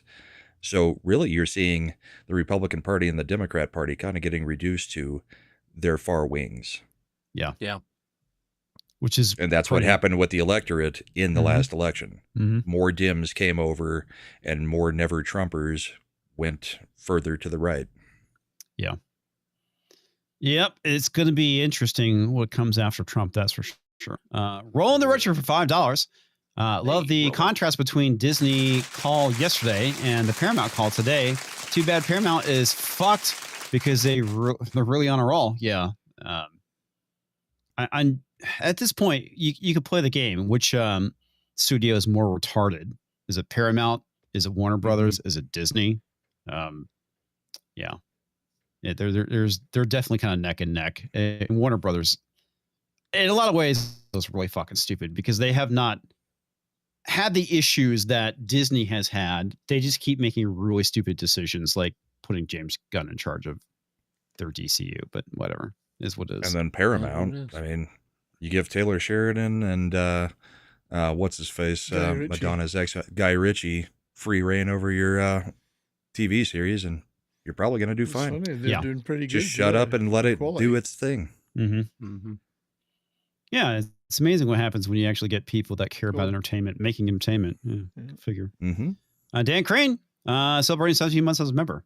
Tickle Trunk says, every date with comics is a mandate. Indeed. Roll the Wretched for $5. Since you guys are talking about trans crap in NFL, what? Just announced the first trans cheerleader, and I have officially checked out the NFL. Not for long. Wow. Yeah, not for long. Yeah, Not for Checked out years ago. Not for schlong. It's not for schlong. Indeed. I was an every NFL game watcher back in the day, and I haven't watched it for about 5 years now. It's just not worth it. No, I think that's how a lot of people feel when it comes to entertainment, whether it's movies or TV shows or sports or video games. At this point, hockey's the only one where the hockey's good, but I don't think Brahma's watching any hockey now anyway. No. I'm watching it right now. I'm waiting on Jack Eichel to have 3 shots, Mark Stone to have 3 shots, and Shea Theodore to have 3 shots. Oilers are 3-1 up now. Yeah, it's how I stay interested now. I'm already up $800 for the playoffs. Oddly enough, baseball's coming back up. There were 2 teams that didn't do all that Pride Day stuff. So the Chicago Blackhawks opted out on that crap. But it was the Texas Rangers who just, no, we're not doing this. Right. We celebrate everybody and blah, blah, blah. And it's like, oh, finally somebody stood up and put an end to this crap. And their attendance has gone up. They've also won a World Series since then. But their attendance... Same year they did that, they won the World Series. Same year they did that, they won the World Series. But yeah, I'm starting to see that across the whole baseball spectrum where they're just play baseball and have fun. Yeah. Just shut up and dribble, as they say. Yeah, that's it. So why should sports be social or political? I mean, social in one way, but like social issues. Why should sports? Well, that's where we used to get all this kind of tribal stuff out, was with sports, right? So the Brooklyn Dodgers, the New York Giants, the New York Yankees, right? And the Dodgers moved to LA, but they still had this rival. They all, that's where it was. You hated each other from all that kind of stuff. So, yeah. But now we got to do it. Yeah. Now it's in your face everywhere. Razorburn, I want to get this because he says, Nick, are you in the ministry? Nick stepped out. He's in ministry. Yeah. Ministry. I liked Ministry personally. I've seen them live. I think I've seen them live 3 times. I think the last time I saw them live, which was 2018, was when Al decided to do his "We Are Antifa" song, and I was like, you know what, I'm done with Ministry. Yeah. I've checked out. I mean, I still like their old stuff, and honestly, I think their last really good album was Psalm 69. Well, that was back in the 90s. That was 90s, man. Yeah. Like 90. That's when I saw them. 2 or 3. I saw them live with on KMFDM back in '89, I want to say, during the Mine is a Terrible Thing to Taste tour. Great fucking tour. They were on. I came back at the right time. Oh, you on with Judas Priest. Well, did you? If you actually looked at the private chat, I did say BRB, but yeah, I do like Ministry. Actually, one of my friends bartended drinks for Al Jorgensen, and he said he smelled really bad. He gave good tips, but he smelled really bad. That's awesome. I wouldn't be surprised. Oh, dude. Yeah, he said he stank. Yeah. Who knows, man? Maybe he just got off a bender and hadn't showered for a week. You never can tell. Pat, you should see his hair in person. I think he developed a colony there. It's a solid. Yeah. His dreadlocks. Yeah, it's getting pretty ganky.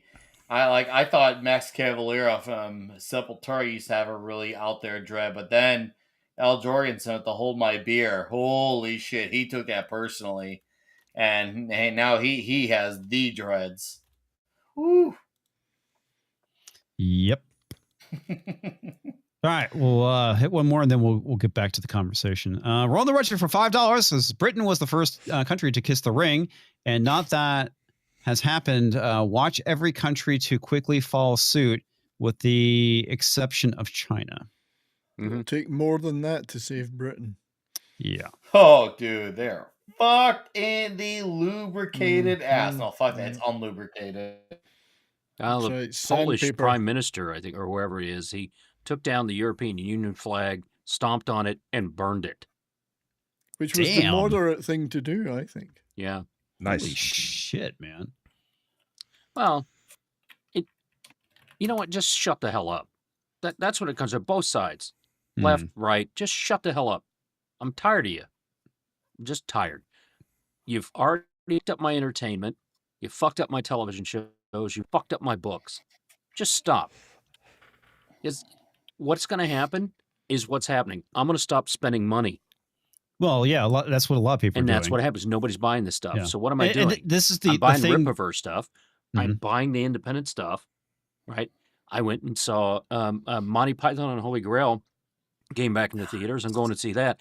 What was the biggest movie, actually, they brought back a Star Wars film that everybody loved. Yeah, Everybody went that to would go see be it. Revenge of the Sith, and a lot of people went to go see it. Go figure. Yeah, go figure. Yeah. Yeah. Well, a lot of it too. This is the thing that modern day Hollywood and entertainment doesn't understand.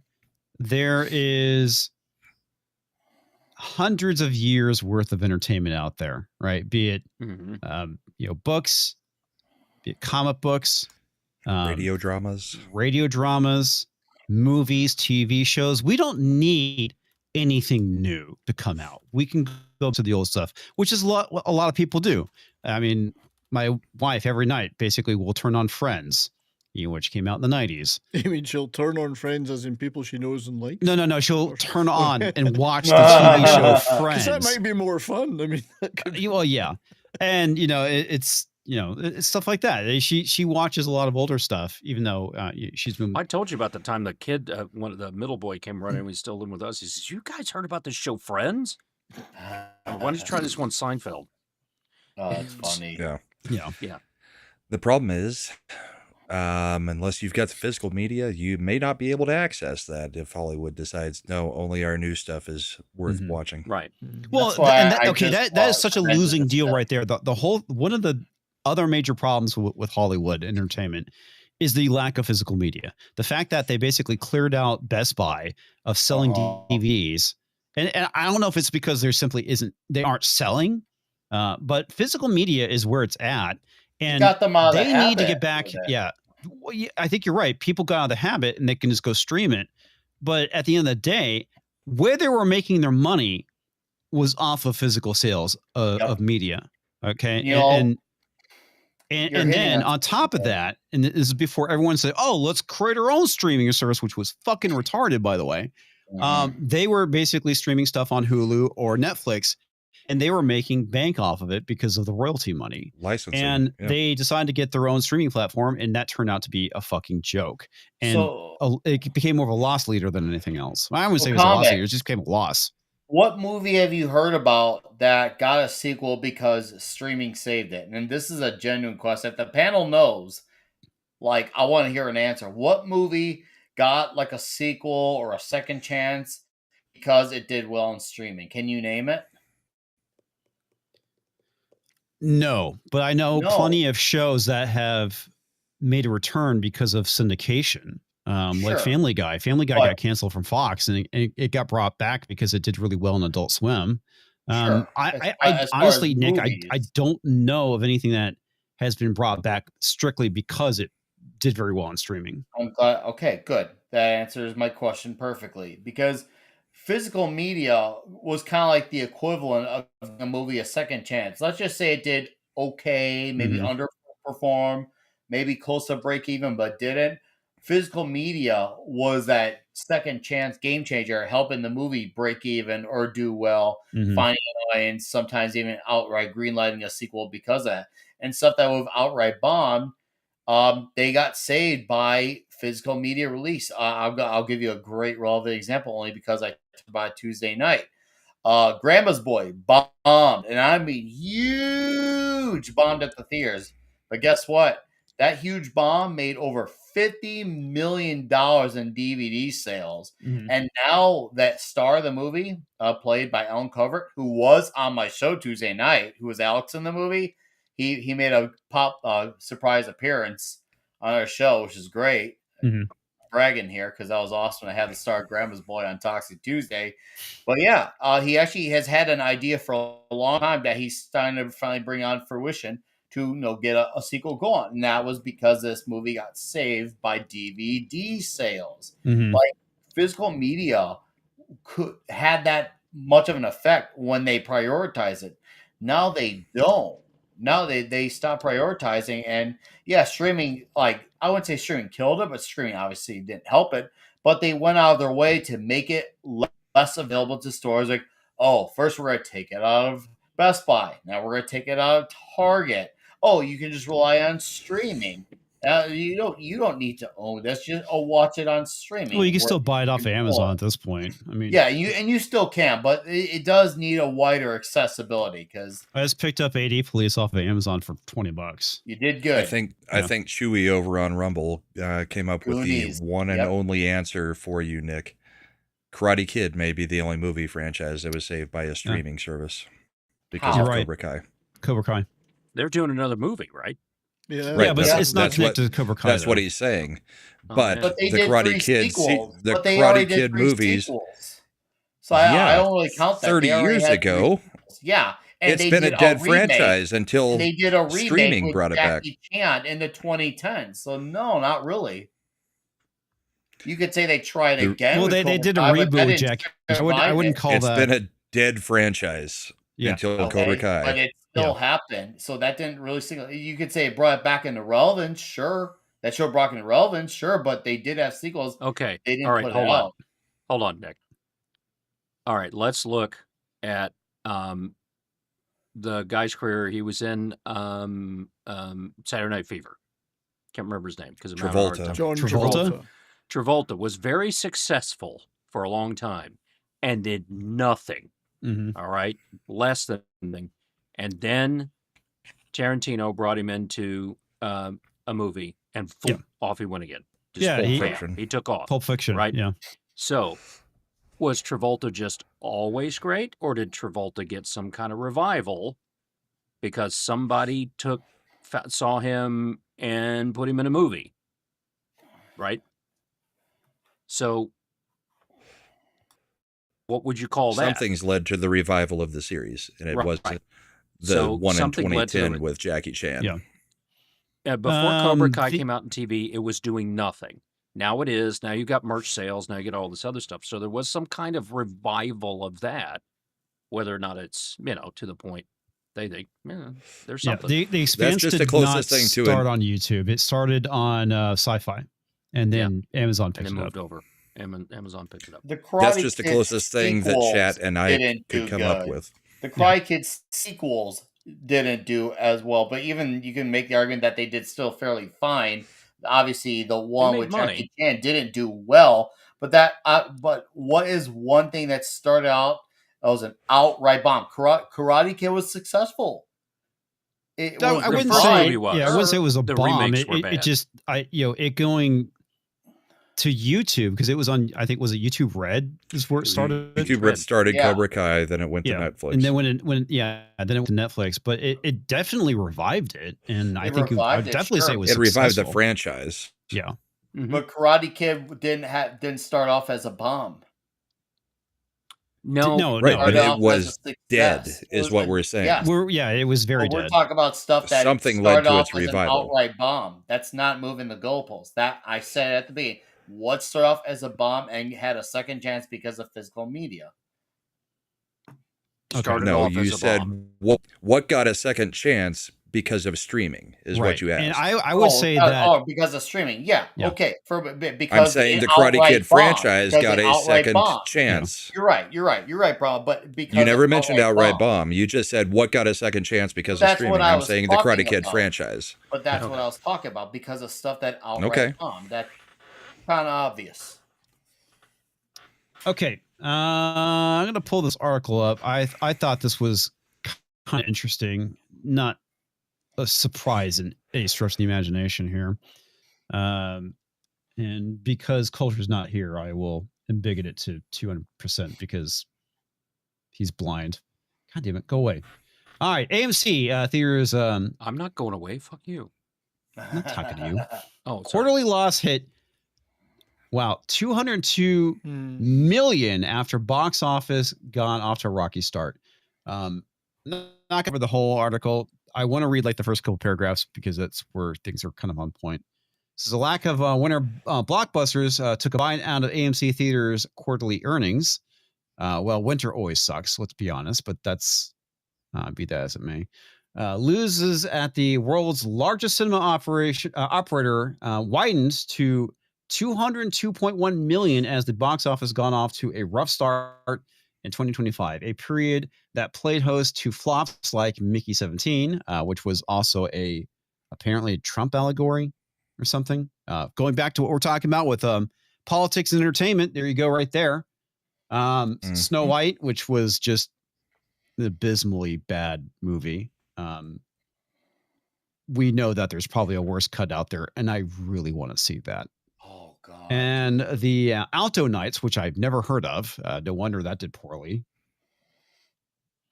The bleak financial picture than the one painted in the prior year's quarter when AMC lost 163 million.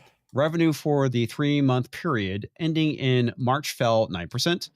To 86.25 million compared to 951.4 million during the same 3-year period in 2024.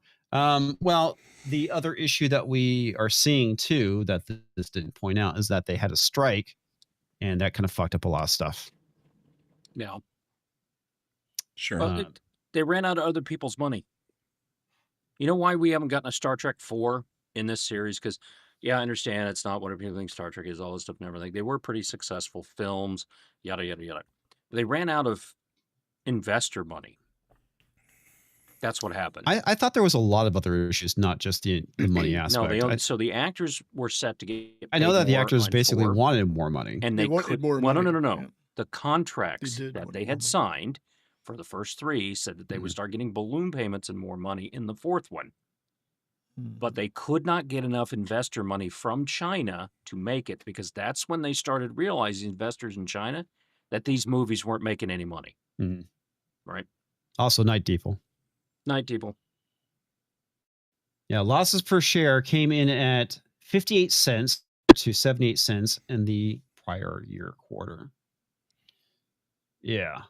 Those were the lines with the Wall Street projection. Analysis expected the exhibition giant to post a first quarter loss of 59 cents a share on revenue of 837 million, according to FactSet. Shares at AMC were down modestly in after-hours trading at just, $2.70 per share. That is fucking brutal. Well, remember that AMC is one of the most manipulated shares or stocks in the stock market too. Aren't they mostly owned by China? Outside of GameStop, AMC is the one that all the crazies on Reddit, AMC is the one that they play along with GameStop. Yep. You remember a couple of years ago almost 3 years ago, when GameStop went nuts.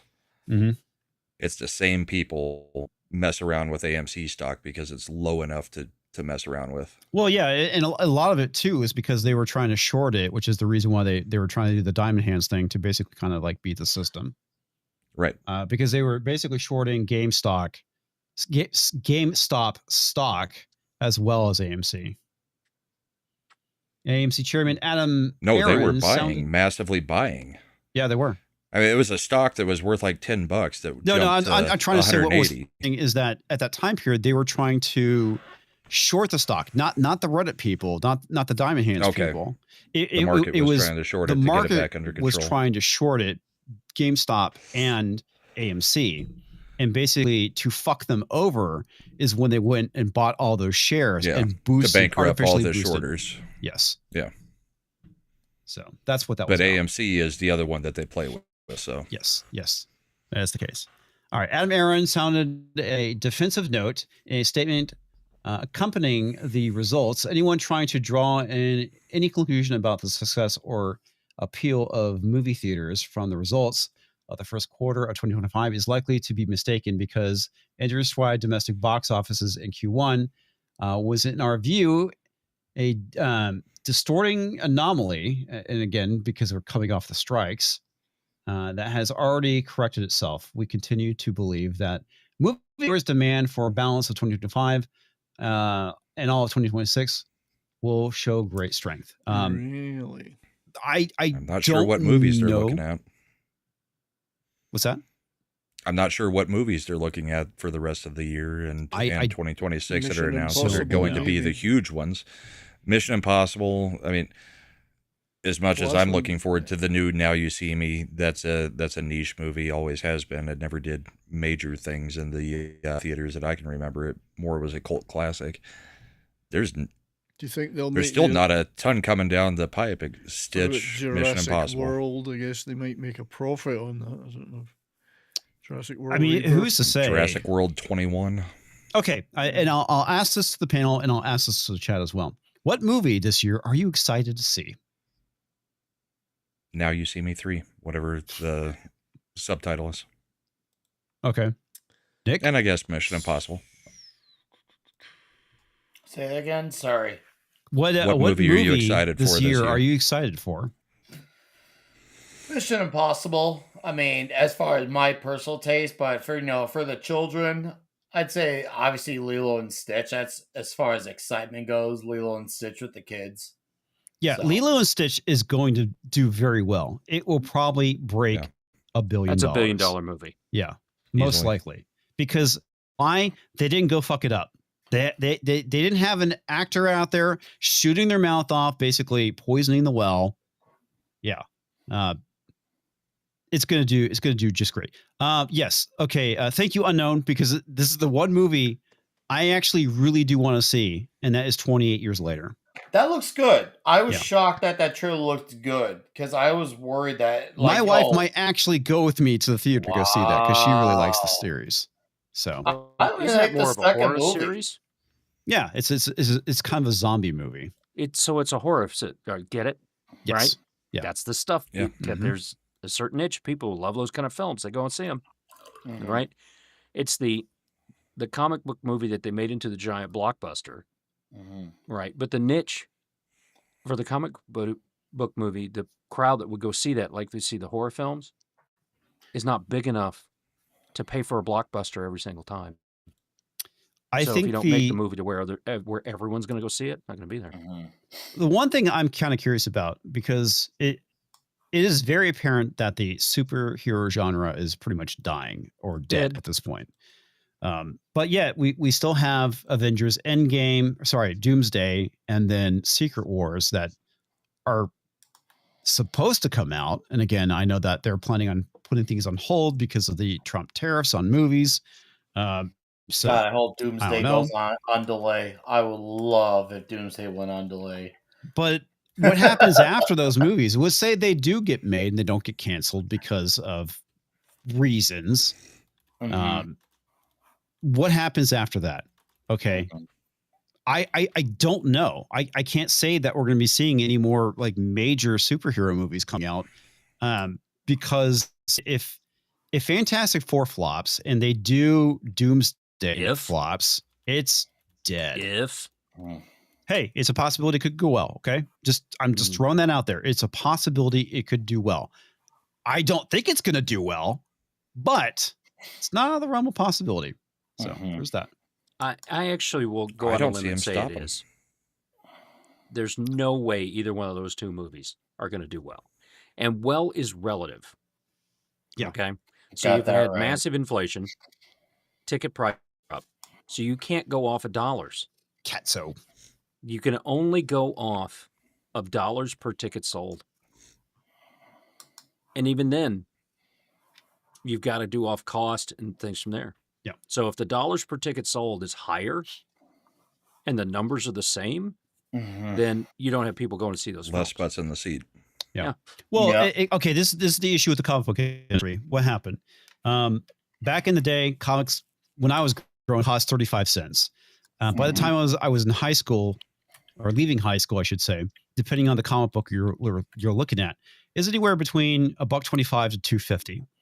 Now they're basically $5 last I checked. And that was like years ago when I stopped collecting. On average, you were paying $5 for a fucking comic book. I haven't checked novel prices, but you could get a paperback for like $6. I imagine they're probably more now. But yeah. It's insane that $13.99. Yeah, it is insane how much money a fucking comic book costs, and they raised the prices because the readership had dropped. It's the same thing that we're seeing right now with movies. You see ticket prices going up because there's fewer people going there. Yeah, that is a huge fucking problem. Comics. But do you think it's that's also attributed to some of the video game sales too? Oh, do I think that's happening with video game sales? Do you think that because you know how the prices are going up in video games? Do you think that they're trying to balance out for less people buying some of these games because some of these games aren't doing well? So they're thinking, oh, we're just gonna make up for a lost sales by just hiking up the prices on some of these games. Do you think that they're doing the same shit? No, I think it's literally video games were due for a price hike either way. Oh, it's been forever since you've had a true price hike. The other thing is, I mean, when we're talking about these things, we can look at when we were younger to now, and that same inflationary hit has hit just about everything. A value meal at McDonald's used to be $2.99 or $3.99. Now it's $10.99. That's not much different than a comic book going from 35 cents to $6. I mean, it is kind of the same rising cost. It's not always. It's the same thing that I don't get of, people on the political talk, saying, well, it's just them being greedy. No, a lot of it is cost have risen because there's the cost of labor has risen as well. Cost of living has risen. And at some point, your product has to have cost adjustment as well, because it may not cost a lot to print a 30, 40 page comic book. Everything else to do with it has, even the delivery, the fuel on the delivery to get it everywhere has. I get what you guys are saying, that yes, it's ridiculous what the costs have gone to, but it's the cost of everything. Yeah. Okay. But even before the inflation nonsense that we've been running into, this shit's been going on not because of inflation, but because the readership has dropped. That's true. Comics is absolutely right. They have a habit where, as they bleed readership, they drop the price. I'll take one indie book that was successful that was actually holding the line at price, and it wasn't until recently that they finally brought up the price. And I compare it to the sales, and I'm like, oh, okay. And then I asked my retailer about it. So, and that book was Saga. Saga was one of those rare comics where let's just say it was made for the modern audience and actually did well, and it held the line at $2.99. And the writer and artist took a extended hiatus, and they came back with the same price, $2.99, 3 years ago. And I think because they took such a long break, and much longer than they said they were doing, I feel like they lost a lot of their initial readership. Yeah. And a lot of them didn't come back because they said it was going to be a 1 year break, ended up being 3 years. And their readership bleed was so drastic, they end up having to bring their price to $3.99, which is still better than most, let's just say, Marvel or DC. But that should be a sign when their core indie book was bleeding so much readership that they held the line successfully, that it had to compromise and be brought to $3.99 to make up for the lost readership. I mean, that's what you get. I mean, you take that many time off. It doesn't matter if it's quality too. You have to have. It's unrealistic to expect somebody to charge the same amount of money this year for a product as last year. It's unrealistic. I do agree with you on that. Because especially if it's inflation is a thing, even without the crazy inflation that we've had. So, things do obviously go up, but part of the issue too that we've been seeing is that inflation has been going up, but the cost of living increase that most people get with their pay has not. Wages have not increased at the same level. They've as gone inflation. down. Yeah. Anyway, all right, we need to get back to super chats.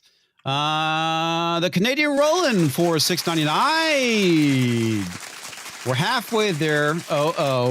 Living on a prayer. We're almost to Phil Guard Friday. You are off the reservation for that bullshit. There's no Bon Jovi on this channel. Indeed. John Bond. TVG Monster for $5. Thank you, sir. Toxic Man Flu likes this game. 33 flavors of Clair Bodice or whatever. Claire's Bodice. Claire's or whatever Bodice. it is. Yeah, whatever that is. I don't know what the game's called. It's just fucking French. Just call it Expedition 33. Yeah, that's the easiest thing. Godzillionaire. When does Expedition 32 flavors of game come out? There it is. Good. Okay, Mr. Trunk. It's Battle of the Retards. That was for the argument you guys had earlier. Okay. And I agree with that. Rolling the Retro for $5. In historical news, the Catholic Church has its first American Pope, Leo the 14th. 14th. Mm-hmm. If I'm reading my Roman numerals correctly. Mm-hmm. Don't think that was on anyone's Catholic bingo card. That's not. It was 14th, on mine. 14th. That's his pronouns. Okay. Oof. Not the name, but the fact that they got a American Pope and a Chicago-based Pope. I'm pretty sure the Catholic Church is trying to keep Trump in check. I think that is the only reason that this didn't take weeks to nominate a Pope like usual. It was a 2-day process. Very political. Yeah, times. that did seem pretty fast. You Oh, do it was really not fast. want my opinions on this at all. It's fine. All right, We're going to Lindsay, the next the cynical geek. I understand why people would be upset over her yelling at a child, but people really need to stop getting triggered over racial slurs. Yeah. Otherwise, we are truly a weak society. I agree, and I don't condone what she said, but at the same time, I don't think somebody should lose their job over saying something stupid like that. Mm-hmm. Just call her a fucking moron and move just call on. her a fucking moron and move on with your life. And yeah, I you're just right. think I mean, people have gotten sick of the double standard. Yeah. I mean, because white people at any point can be called anything. Almost any race can be called any slur, except for black people. And as much as I hate to admit it, I was watching a clip from the Quartering and Melanie Mack earlier that they actually made a pretty good point. It's not really the problem with the word. It's the problem with the reaction you're going to get from the people that you're saying it to anymore. Right. The problem is not that a 2-syllable word is being spoken. The problem is that people will literally kill you for saying it. Yeah. Yeah. And this is an actual case of literally, because we actually have had cases of that happening. Like a guy in a convenience store who is 75 years old and said it to somebody, and the guy knocks him out and he hits his head on the ground and he's dead. Yeah. Stick that. Yep. That's where the real problem lies in my mind. I don't think it's a great thing to be saying it. Oh, no, not at all. But it's literally the only word in the English language that literally you cannot say it. Yeah. And yet a whole group of people use it nonstop in their music, in the way they talk to each other. They're saying it with an A, not a hard R. It's different. They're not saying it with an A instead of a hard R. They do it all the time. Straight up. Yeah. You know, all the time. If the word is that bad, it being sarcastic. Okay, I get it. But if the word is that bad, it should not be said by anybody. Yeah. You know how close I said the exact same thing. If it's really that bad, don't say it.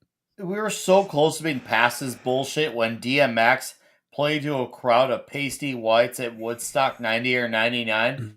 And he won that whole crowd. I'm talking like 50, 60,000 pasties to say the word with the hard R. And he succeeded. He succeeded. The issue, Nick, is that all this racism shit is tied to money. Okay, the whole thing with the race grifters that we've talked about with Robin DiAngelo, that's actually a fucking grift. Okay, they need to have races be alive and well. And sadly, I have to say, you can thank the fucking loonies on the left for bringing racism back to this country, because now apparently white separatist Twitter is a thing. So great job for what's being called the woke right. Woohoo! So proud. So proud. There most definitely is a woke right. So proud. Yeah. All right. Stitch for $5. I love dicks. Never thought I would say that. Keep your dirty minds to yourselves. All right. Rolling the Retro for $5. Rust was a complete bomb. And I didn't even know that fucking came out. And Alec Baldwin had a huge, miss. Was this because he was aiming at the top of the box office and not the director or a woman? Yeah, cue the guy, which he just did. So there was somebody who said they went and saw it and said it was actually pretty good. That's my name. I'm sure it probably was a good movie, but the movie was doomed because of what happened. Yeah, we're doing it for a movie night. Yeah. I actually do want to see it. I want to see if this movie is actually worth the shit or not. All right. Mr. Tickle Trunk says 33 people made a AAA level game in 3 years and made their money back in the first week. Yes. Yep. Yeah. After we do super chats, we're going to actually have to get to that as a topic instead of dancing around it. Yeah, we are. I've been trying for 2 hours. All right. Rolling for $5. Since I am carrying this home on 33 this week, I need to feel your pain, Ian.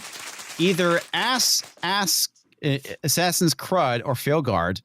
No fun for you this week. Come on, buddy.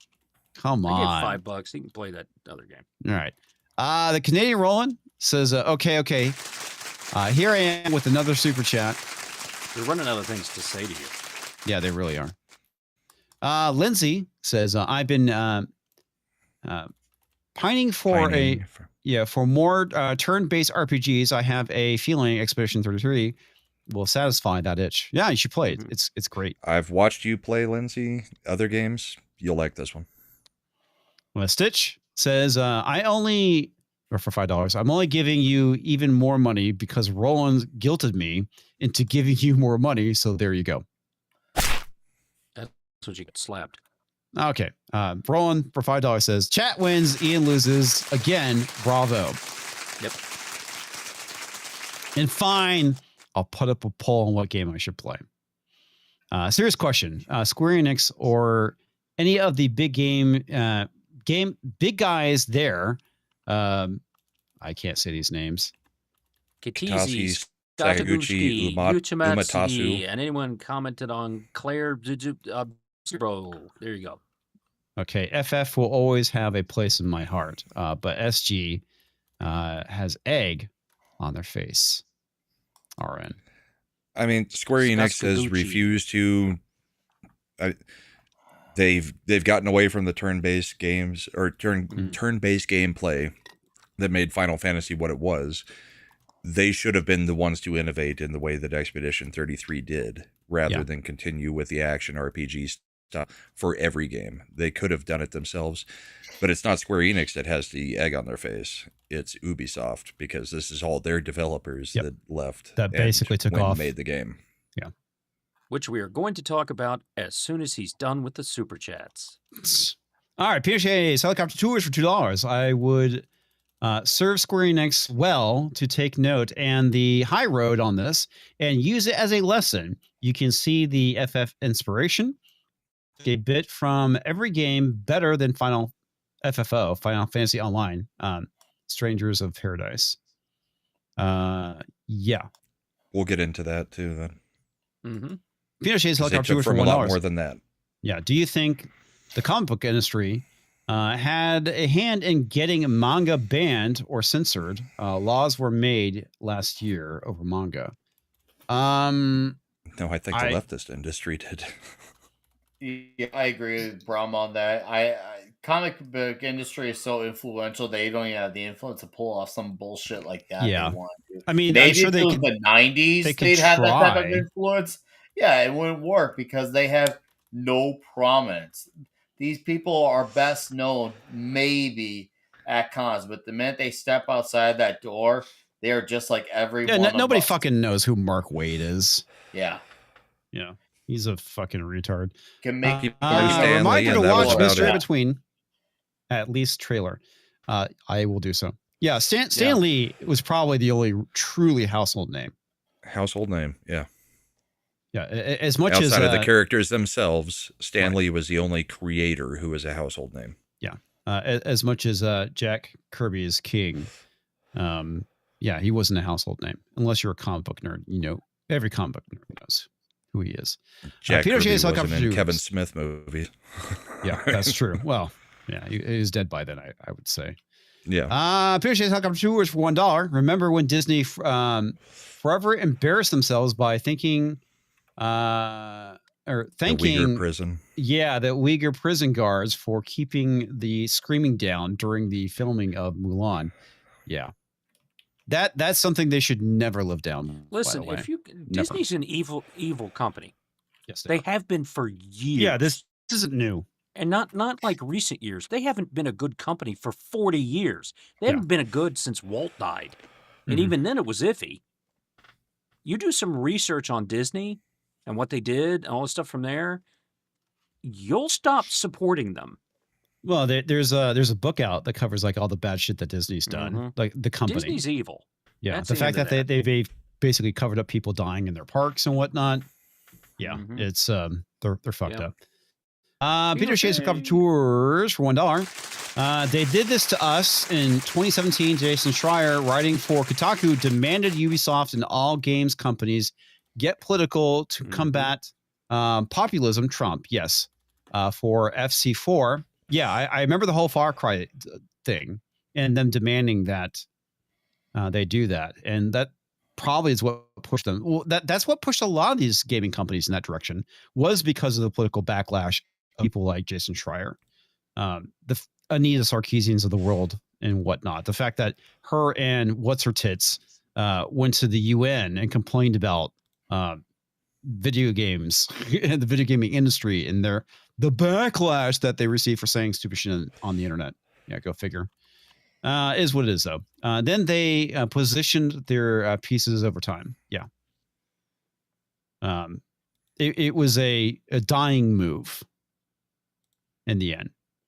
Two back for $10 says, speaking about, thank you, sir. Speaking with your dollar, I'm spending mine on super rants and supporting entertainment I enjoy. Well, thank you. Thanks for always bringing the worthwhile pop culture dicks. Thank you. That's a really good Rumble rant. Hell yeah. That is. And Rumble is much more money. That is so weird, though, because he has a completely different name on Rumble than what it showed up back here. Really? He has Proctor Deuces Stupendium Compendium is what the super chat or the Rumble rant came in on Rumble, but it came in as Tobak back here. That's weird. That's all right, strange. TPG Monster for $2. Best John Travolta movie is Battlefield Earth. I hope you're saying that ironically. What a horrible piece of crap that was. Yes. I'm sorry. I like bad movies, right? Tox does like bad movies. He liked Joker too. And I hated that one. That's funny. Deeple for $5 says, I agree with Pinochet. Support the entertainment that you enjoy. And this bunch of retards is the charity that I support. Thanks. Take the L, Nick. Hands, shovel, good night, and Toodles chat. Yeah, Pope Metallicus the first. Hey, man. Hope you're doing well. I'm here to set the record straight. Leo is not the first American Pope. Y'all have been putting up with me for 5 years. Very true. I'll be honest with you. I have no fucking clue, and I honestly don't care. I agree with Tobak. All Hey, right. E. Clay. How you doing, buddy? Clay for $5. A bit off topic, but do you use a cold wallet for your crypto? If so, can you recommend a brand or model? Culture, honestly, Culture knows that one. He's the guy. Yeah, he's the guy. I don't have enough to do it. I'm just using Coinbase at the moment. I just been using Coinbase too. So yeah. Culture's all right, finally, it's the end of the show. Good night, folks. I'm kidding. Is that it? No. Thank God, Well, Brian does have to leave. Yes, Okay. I'm old and I need to go to sleep. So if Go culture's to not, if go to cul- sleep, old man. Culture's not here, so somebody has to drop early. I'm just Well, doing you it have for to get some culture. rest because your team's still in the playoffs. Remarkably still there. It's Miko Rantanen's universe. I just live in it. The Blackhawks will beat them in the Stanley Cup. No. it'll all come crashing down, you know. Then never put your faith in a sports team. Never. Never. You will be absolutely disappointed. I don't have any. You talked about things that we're looking forward to in the cinema. I guess Mission Impossible might be okay. I can't say I'm super excited. There's a really good Korean movie coming out called Holy Night Demon Hunters. That's coming out in a few days with Don Lee. And he's basically just punching demons throughout the movie. So that looks really good. That's the kind of fun. So he's in Korean Disney stuff. World? Yeah, well, probably, yes.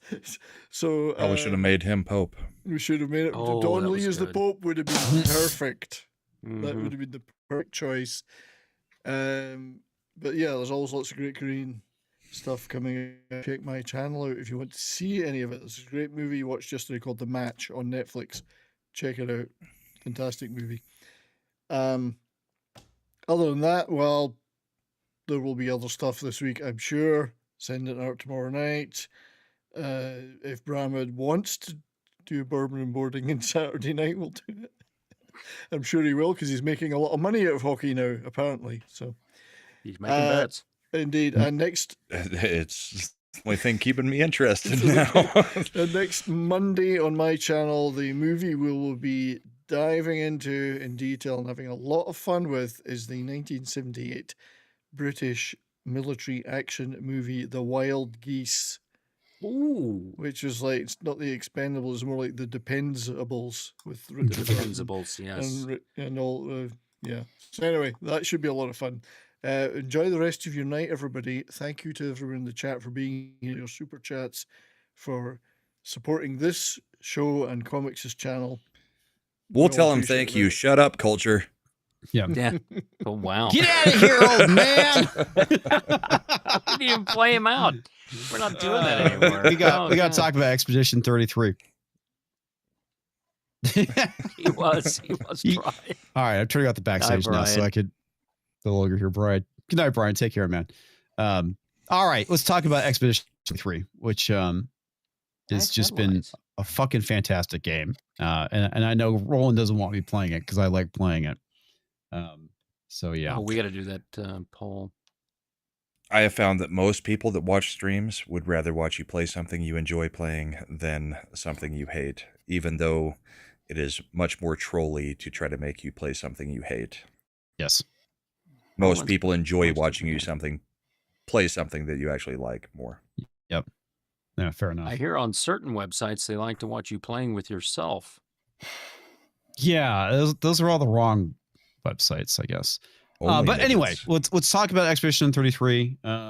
This game is getting all the accolades it fucking deserves.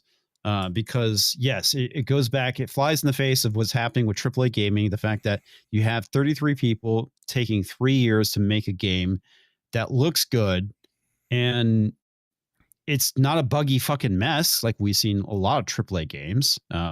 And I think this is what the industry needs to move to, is back to smaller teams, smaller budgets, and putting out a fucking game in 3 years. You know, I mean, You come the up with industry's the basically idea turned for a into Hollywood. game. Yeah. You get a game director. You put a team together. They're all on the same page. Small team. They make the game, and that's all they work on. And then you Mhm. don't have a whole bunch of other people coming from your other AAA game to come in and then bring in their ideas 75% through the making of the game. Right. And then screw it up, and then bring another team as soon as your other AAA game is done, come in right at 90% and screw it up even more. Mm-hmm. Let a dedicated team who actually believes in the game make the game, and it will be a good game. This is not a AAA game. This is a startup studio Yes. that is all split offs from Ubisoft. And it started with 4 people.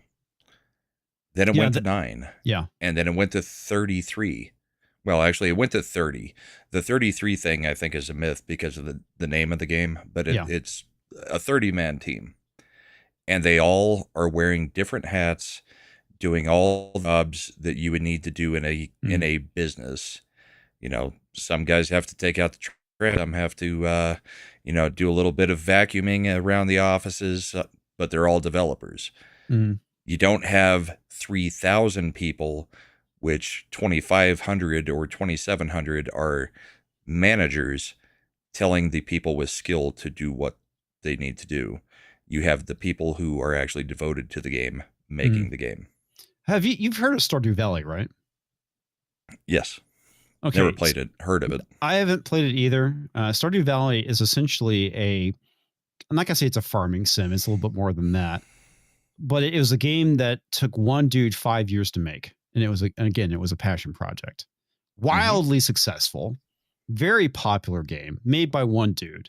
And I think this is the issue that we've seen a lot within entertainment is that you have the, Lucas Story Group for Star Wars, which is basically a bunch of women, no offense, ladies, that basically come up with ideas for Star Wars. And it's like what you need. And this is the reason why the original Star Wars was successful is you had one dude and his vision. And that's how a lot of really good entertainment starts off. And granted, you do have people that kind of keep that individual in check because, we talked about this before. Every Lucas needs a Gary Kurtz. Yeah. And this is essentially the big issues with a lot of companies. When you start bringing fucking everyone to the table and allowing them to have a voice, you get sludge. Okay. This is what we've been seeing out of Star Wars, Star Trek, Doctor Who, maybe. I don't know if they necessarily have a story. Assassin's Creed. I mean, we're in the game realm. Final Fantasy. I mean, there's so many that have just gone off. God of War. Everything's gone off the rails because heart's no longer at the center of it. The person who had the original vision and the heart about it is no longer the one doing it, except for maybe FromSoft, where you still have the original guy making Dark Souls and Souls-like games. But this one, you could tell somebody had a vision and he talked a whole bunch of people into, this is my vision, this is what I want to do, rather than a company saying, pump out another sequel. Yeah. And the other thing too, and again, back to Lindsay's point, just because, I was kind of calling out women. It's not because they hired women. It's because they hired women who were not fans of Star Wars. And because I can't remember her name. It's Amy something. She's the one who was responsible for the Uncharted series. It was a great series of game created by a woman and her vision. And of course, we all know Fuckman came along and screwed all that up. But yeah, I mean, there's plenty of people on out the there. Star Wars thing, it's not just that they hired women. It's not because they hired women. It's because they hired women who are not into Star Wars, while also trying to make Star Wars into a women's brand thing. Yeah. Yes. Which was more of the problem than just having non-Star Wars fans. It was an trying to convert it into something that would attract women. Right. Yes. Amy Hennig. She was fantastic. And you also had Sierra Games back in the day, and that was a husband and wife team that produced a lot of those games. So the issue is that it's not just hiring the people who don't care, which is another huge issue, but the issue is having a large pool of people. It's like the writer's room issue that we're seeing in Hollywood, where they want to mandate the number of writers for TV shows and movies. And that's not good. That's not creative. It's become factory work. Yes. You're not working on something you actually care about. You're just in there plugging in pieces. Laverne and Shirley. Yes. In the bottle factory, bottle after bottle goes by and you're just supposed to sit there and watch it. Yeah. That's basically what entertainment has become. It's not about entertaining the audience. It's about preaching to the audience. And for the longest time, they thought that they could get away with, it's Star Wars, people will just show up. Doesn't matter what we put in it. And they were wrong. Make the argument with Batman too. It's Batman. They'll show up. And then we also how the Batman underperformed. Yeah. And at the end, yes, this is the mentality. It's too many cooks in the kitchen, which is the problem. The other thing too, my train of thought derailed. Oh, well, it happens. But as for the game, I mean, it's just fantastic in every aspect. Between the artwork, the characters, the dialogue, the actual plot line, everything has been perfect. And then on top of that, you get good gameplay. Mm-hmm. Now, Comix, one thing I have done because I got sick of it is I did turn on, like on your characters, it'll auto press, the prompts. I'm still doing the dodging and parrying because you can't auto do that. Okay. But I got so sick of just pressing A over and over during the attacks because once you've memorized it, it's like it's over and over. Yeah. So they do have an option where you can just have it auto do your attack. Oh, that's good. Once you've selected your attack, but you still have to do the dodge parry, which is really where the actual challenge is. It's not pressing A 2 times during an attack. So right. But overall, it's been great. I don't want to spoil any of the game. I'm fighting the Paintress, and that you still have plenty to do after that. Oh, I was gonna say, is she the final boss? I guess not. It's kind of like a Final Fantasy game. You can still do tons of stuff afterwards. Okay, like there's people hitting 2 billion in damage because they're doing all the stuff after. And then there's also New Game Plus where you can start with your characters completely huge. So, it's been the best game of the year. It should win game of the year at this point. If it doesn't, you're going to see that a lot of people be very pissed off, because if it doesn't win game of the year, it's going to be because it's political. As it wasn't to begin with. Well, no, I mean that's kind of the point, though. Is that if a bigger studio can just win game of the year because they're a big studio, even though the game is the game of the year, game is good. I agree, but I'm just saying, as far as the default decisions, it seems like the gaming industry has become heavily. It sounds like this should win because it sounds like you both enjoy it on the merits of the game. That's fantastic. I'm happy for you guys at that. But okay, last year should have. Here's what I'm talking about. Last year should have been Black Myth Wukong, and it didn't even get nomination, did it? No, it got I think it was nominated, but did it get snubbed? Not in Game of the Year. I think it got like okay.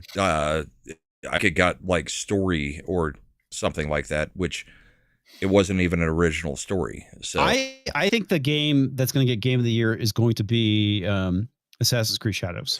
I really do think that's going to win. I also think we will know that everything has fallen if it does. Yeah.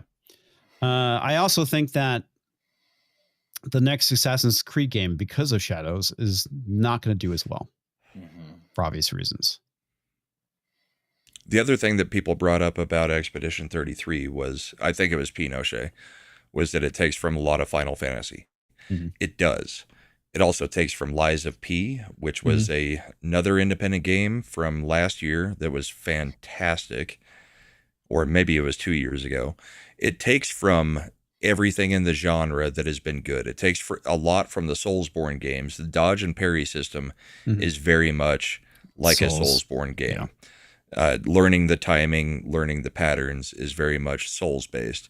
It takes from Legend of Dragoon back in the 90s, early 2000s. I can't remember when it came out, but original PlayStation or PlayStation 2, where you actually had the interactive attacks during a turn-based game.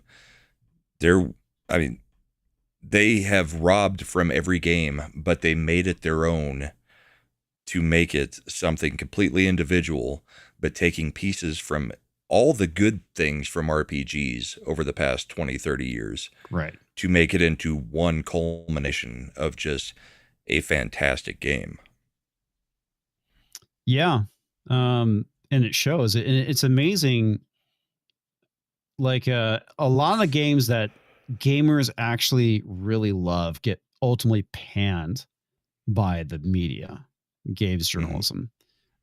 What I haven't been paying attention to any games journalism lately. Have they been saying anything about this game at all? Have they been complaining about it? Because normally, like when I remember when Elden Ring came out, they complained, "Oh, the game's too hard. It's too hard. It's too hard." They need to have an easy mode.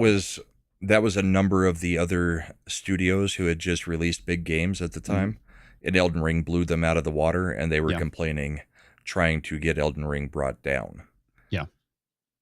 But Elden Ring actually spread the Soulsborne, or, the Souls-like genre games to millions more people that had ever played a Dark Souls game or Bloodborne.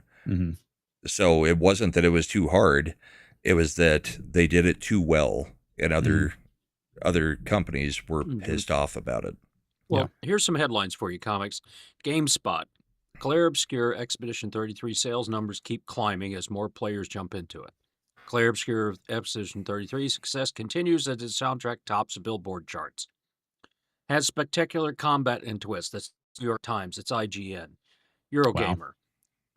PC Tech review a patch or two away from greatness on Expedition. That's the only negative I haven't one seen a patch yet. No. What this Eurogamer is saying that the game is a patch or two away from greatness. That's I get it, but the amazing thing is we haven't seen a patch yet. Yeah, right. Most games are patched 10 times in the first week. Exactly. If not in the first day. Yeah. The gamer says this Expedition 33 is now beating the entire Final Fantasy and Dragon Quest group. Wow. 80 level, director level left Ubisoft because he was bored. PC Gamer, soundtrack tops the Billboard's classic album chart. I mean, they're all on top, positive. On top of that, they released it on the Xbox Game Pass. So there's a whole bunch of freebies out there that people have taken. I will still probably buy it on Steam to support them rather than continue on my Xbox Game Pass version, because that's what gamers do. When something's great, I'll support the developers. I'll buy it. The other thing is they released the game for about $10, $15 lower than what actual game prices are right now, because they wanted it to go to jump. The other thing I would say is when they signed with the company to do the production and distribution, it's already got a movie deal. It's had a movie deal in place for months. That is insane. And yes, you did hear right. No patch yet. I haven't seen a patch come through. There could have been a shadow patch that came through, but I have not seen a patch come through. And there is not much that needs to be patched. I mean, sure, you could get a couple of, very high level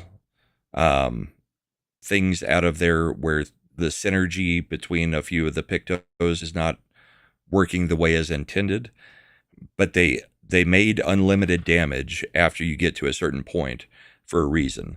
And it's for the gamers and for the YouTubers who are constantly trying to push the limits of the game and the builds to see how high you can take it. So yeah, it had 2 patches already. Okay. I haven't seen them come through. Okay. They may have been automatically downloaded in the middle of the night, but 2 patches in what are we at? 10 days, 16 days? 16 days. That's 2 patches is nothing. That is especially if it's minor patches, minor fixes, like bug fixes, because there are games that the launch you can't log in for the first 12 hours. Yep. Yeah, well, I mean that's kind of like my biggest complaint about games in general. It has been like the giant day one patch. It's like you can't just buy like a game on CD anymore, right? It has to be patched. It's crazy. Tickle Truck says there's an interview where he mentioned exactly why he left Ubisoft. Because he was bored. Is what he said, I think. Yep. That's what I read. I didn't read the interview, but I read where it was mentioned, where it was referenced. The other thing too is like I think it was Obsidian. It's the company that's making that one vampire game. We watched the trailer that looks fucking amazing. That again, this is all the talent that has left these AAA gaming companies because of the issues with the politics of the studios, the wokeness, the lack of creativity, the design by committee, all these things. And this is what Hollywood, TV, video games need to get back to. Smaller groups of people creating great things again. Rather than having, and this is like bureaucracy is the death of any business. When you start seeing more and more people getting hired for basically useless positions, right? The That's- second you need an HR department, Yeah. your company's screwed. When When you get to the point where you actually need an HR department to do things other than just hire people or fire people, yeah, then you're already too big. yeah, Because those I'm not- people's jobs aren't real. Yes. It's well, it's policing your business. yes, that's exactly it. It's policing the business. This is what has been killing tech. Because I remember back, I think it was like 2015 or 16, when Puppet Labs made their announcement that they basically hired a diversity officer. Okay, and again, we talked about how the DEI stuff is bullshit jobs, and you're going to see contractions. We have seen contractions within tech as a result of this because of a lot of this nonsense. AI has also played a role in it as well, but the DEI stuff hasn't helped it in the slightest. That's for sure. But yeah, that's kind of the thing. Once your company gets to a certain point, it's going to collapse under the weight of basically all the useless jobs. Well, there's too many women in tech. Yeah, that's your problem. I'm not gonna completely disagree with that. No, because especially with the push into STEM that they don't care about. Mm-hmm. But they're getting free educations in it. They're getting, I mean, we all know that the biological sexes are different. And yes, there are some outliers there, but most women don't care about this in the same way that men do. Mm-hmm. Just like most men don't care about certain things that women are very involved in. It's just a kind of a fact of biology. Mm-hmm. There's not a lot of women that want to go work on a oiling rig or oiling rig. But there are some that do. Yeah, that's the thing. There are some. There are some. It takes but when you just change the hiring practice to say that we have to change all of this and make sure that there's this many people in it, those people aren't really interested. Yeah. It's because that's where the money is and that's where the job is. And I want to point out also, so Pinochet says the main writer for Expedition 33 was a woman, and it doesn't mean that writing's a lot different than developing. It is, but a very good friend of mine. The vision can be different. Yeah. Yeah. Who is part of my tabletop group. She got hired at a company we used to obviously work together. When we interviewed her, and again, this was back in the early day, not so much early, but it was in the 2010s before things went fucking insane. My boss sat her down and basically said, do you have a thick skin? Because none of these guys are going to change for you. We're crass, we're rude, we say stuff, we're inappropriate. Locker room talk. Yeah, locker room talk. Can you handle that? And she fit right in, right? She was just like one of the boys. Love her to death, good person. She was a great Linux admin. And now she does project management stuff. But that's the thing. It's like, a lot of the issues that I've seen within the industry is that you've had traditional men's spaces, and it doesn't mean that women can't join you, as long as you're able to go and basically adapt and understand that, hey, this is how we are. This is what we do. This is tech. If you don't have a thick skin, you don't belong. And it's same thing for dudes. Same thing for the dudes. It's almost like a smaller version of the country. Yeah. Assimilate or don't get in here. Mm-hmm. So, because we're not going to assimilate to you. You assimilate to what has been. Well, it takes a certain level of autism to do tech. Yeah. Okay. And so it's not a gender thing. No. There's a certain level of that you have to have. There's a certain level of, I don't want to deal with people. Right. That in tech. And most of the I've worked for multiple women in tech industry. The main thing they all had in common is they didn't like people. Yeah. Okay. No, I'm serious. No, I agree suck. with you. Yeah. That it's was the antisocial introvert type right. stuff. It's just I can deal with the computer because the computer, I give it an input, it gives me an output, what I expect and what I don't expect, an output that it has. I need to go fix it. Yeah. I can't do that with people, right? People don't do that. So it's easier for me to relate to a database. To a computer. Yeah. And to an RDBMS system, all that stuff, things from there. And I know from point A to point B, it's a state system. I can do all that. Yeah. That I know. People. Yeah. Lindsay has a great point. She says, I'm a woman that works in a corporate office, and I hate the walking on eggshells mentality created by HR. Yeah. And a lot of it, too, is exactly that. I, as a guy, now don't typically want to work with women because of that.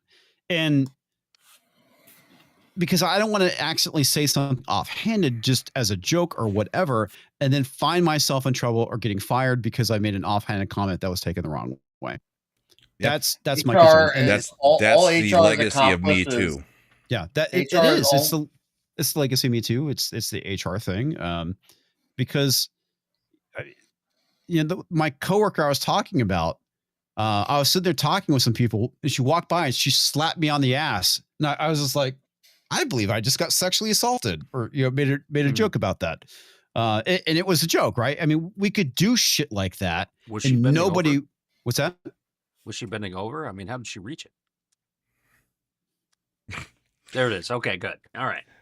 But from the legacy of Me Too, I mean, as much as we make fun of, say, Mike Pence for saying, no, I'm not getting into a car or going to a lunch meeting with a solitary woman. Mm-hmm. Yeah, business, you can't. Because anything can be claimed at any point against any male when business. That's the legacy of Me Too in most males' minds is... It doesn't matter if you did anything or not. You can be Me Too'd. So well, you also can't do that if with a homosexual, if you're straight Mhm. and you're the boss. That's where it comes down to. It's a whole boss thing in that. And I'm not saying that there were not men who took advantage of all that stuff and everything. But those of obviously, us, actual abuse is not good and should not be tolerated. But it's got to the point where it's escalated to where it's unreasonable. Right. Those of us who true are again, we loathe those people too. Right. Right. That's the thing. And it came from, it just went to be everybody. It went to be to fear. Every man's trying to hurt me. Right. And it was like, no.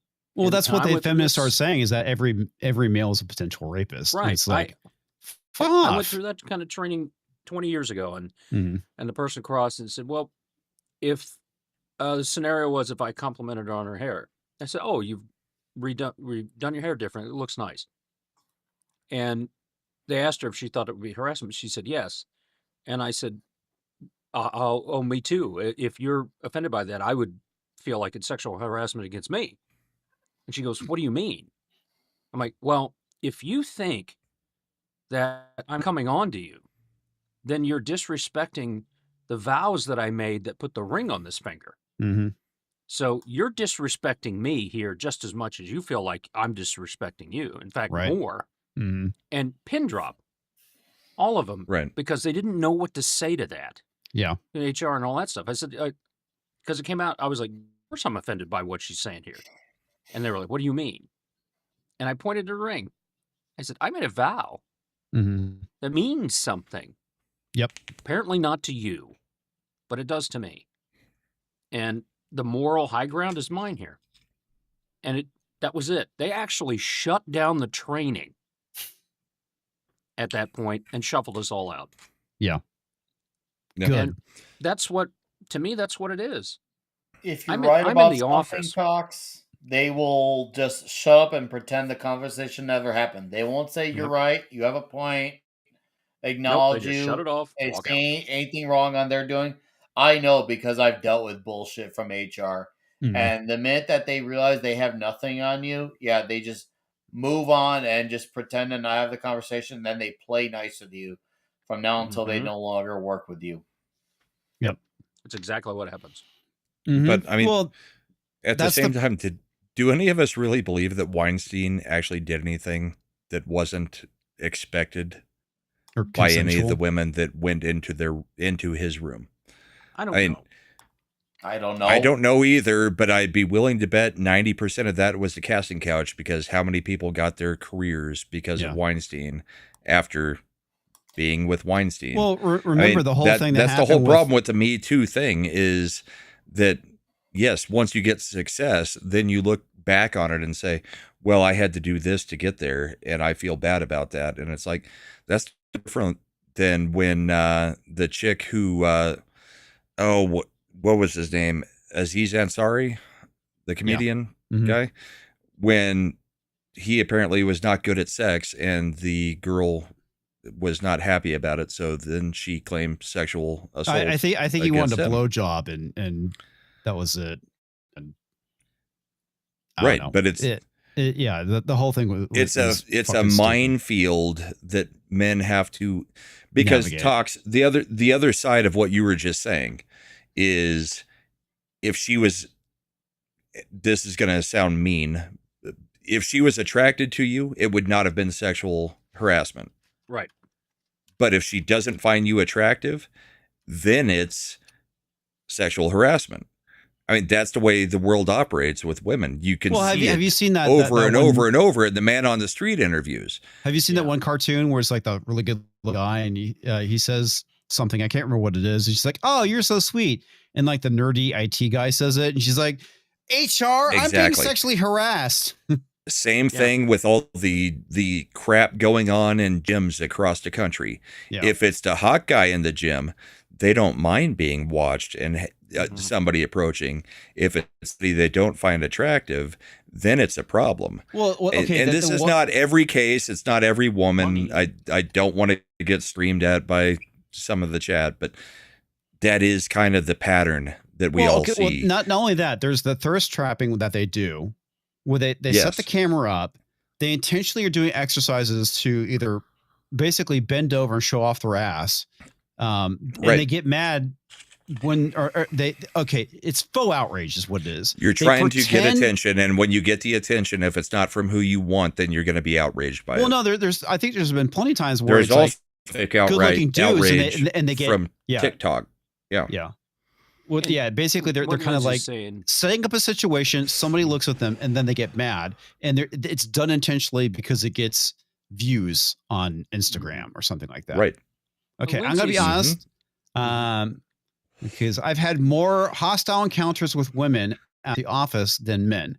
Never underestimate a psycho woman who's hell-bent on trying to destroy you. Yeah, that happens a lot. We Yeah, they all don't know care that. whether it's men or women. If you're just in their way or perceive like you're giving them a bad day or Mhm. something like that, and there are men that do that too. I've dealt with Oh, that. yeah. But I mean, Brom and I are different in many ways. And the way that we feel, the way that we are political, blah blah blah, all that stuff. However, we're both very dedicated to the women in our lives. All right, that's it. That was the decision. I asked her to marry me, and that was it. I'm done. I don't even 22 years, see- 6 days ago. Yeah, I don't even see other women. There you Right. go, Roland. There's your fucking poll. Yeah, Roland loves a poll. So it's not even a question for me with that. And unfortunately, the real slumballs out there Yeah. make it harder for those of us who would never do anything like that. And I get it, but if you want to live your life thinking that everything's bad, and then you're going to have a bad life. It's like, if I fly, I'm going to die. Okay. Statistically speaking, you're going to die in the car crash before the plane crash. Unless there's a female helicopter pilot in the military around DC. But Or an Asian driver around you. or an Asian driver around, right? Unless X-ray girl, you're near her, then Yeah, no, well, yeah, be it's careful. X-ray girl. What do you But expect? in the end, it's a perception. That's not going to happen, Yeah. right? It's like winning the lottery or actually being attacked. I conceal carry. What are my odds of actually needing to use that protection? Yeah. It's low. However, as my dad has always said, it's 1,000,000 to 1 that a cow in Vermont gets struck by lightning, but it's Mhm. 100% for that one cow that gets struck. Yeah. And you need to be Right. prepared. Yep. Well, and that's the thing that sucks about it. As being a manager, I had a female employee, and if we were in person, I would always want to have the door open. As a Always result. did. Yeah, Yes. I always did. And if it was virtually, so that's a little bit different. I guess I could have recorded conversations if I felt it was necessary. But that's the thing that sucks about it is that I don't like the idea that I have to put myself in that position of taking steps to ensure that if something was ever said, that I could say, no, it's not. Here's the case. It's insanely retarded that you have to be your own lawyer for every little thing you do. Yep. Hey, Sherry. Yeah. Well, it's insanely retarded that men and women can't interact with each other the way that men and women interacted with each other throughout history because of the last 10 years. And I mean, many people ended up marrying somebody that they met at their work. Yeah. Yep. That was a place where you met people. Now you're not allowed to say anything because it might be perceived as sexual harassment. You want to know why marriage rates are down? The production of children is down because everybody's so scared to death of talking to each other. It's all through freaking apps just to have a hookup instead of the normal places where you would have met a significant other. I'm so glad I'm not in the dating pool. Oh, same here. What Talk said is completely true. I'm not doing anything. Sure, I'm going to notice Sydney Sweeney's tits are great, and I'm going to comment on it, but I'm not You're doing married, anything. You're not dead. Come on. Exactly. I mean, your wife's already tried to cut it off once. Let's not go down that road. Yeah. True enough. But we're not doing that. And that was just for being in the shower. Yeah. But, I mean, that was her being nice. There was a girl I was dating, and we were dating before we started working at the same company, but we worked in different departments. And, she lived like right across the street. We'd go to her place for lunch, stuff like that. Head to her place after work and whatnot. Yeah, I mean, it's like dating somebody at your workplace used to be a common thing. Yeah, maybe not management to under employee, but my that's parents the one met that you don't cross those lines. Yeah, right. Yeah. My parents met at a bank. They were both tellers. My dad used to shoot rubber bands at my mom's ass.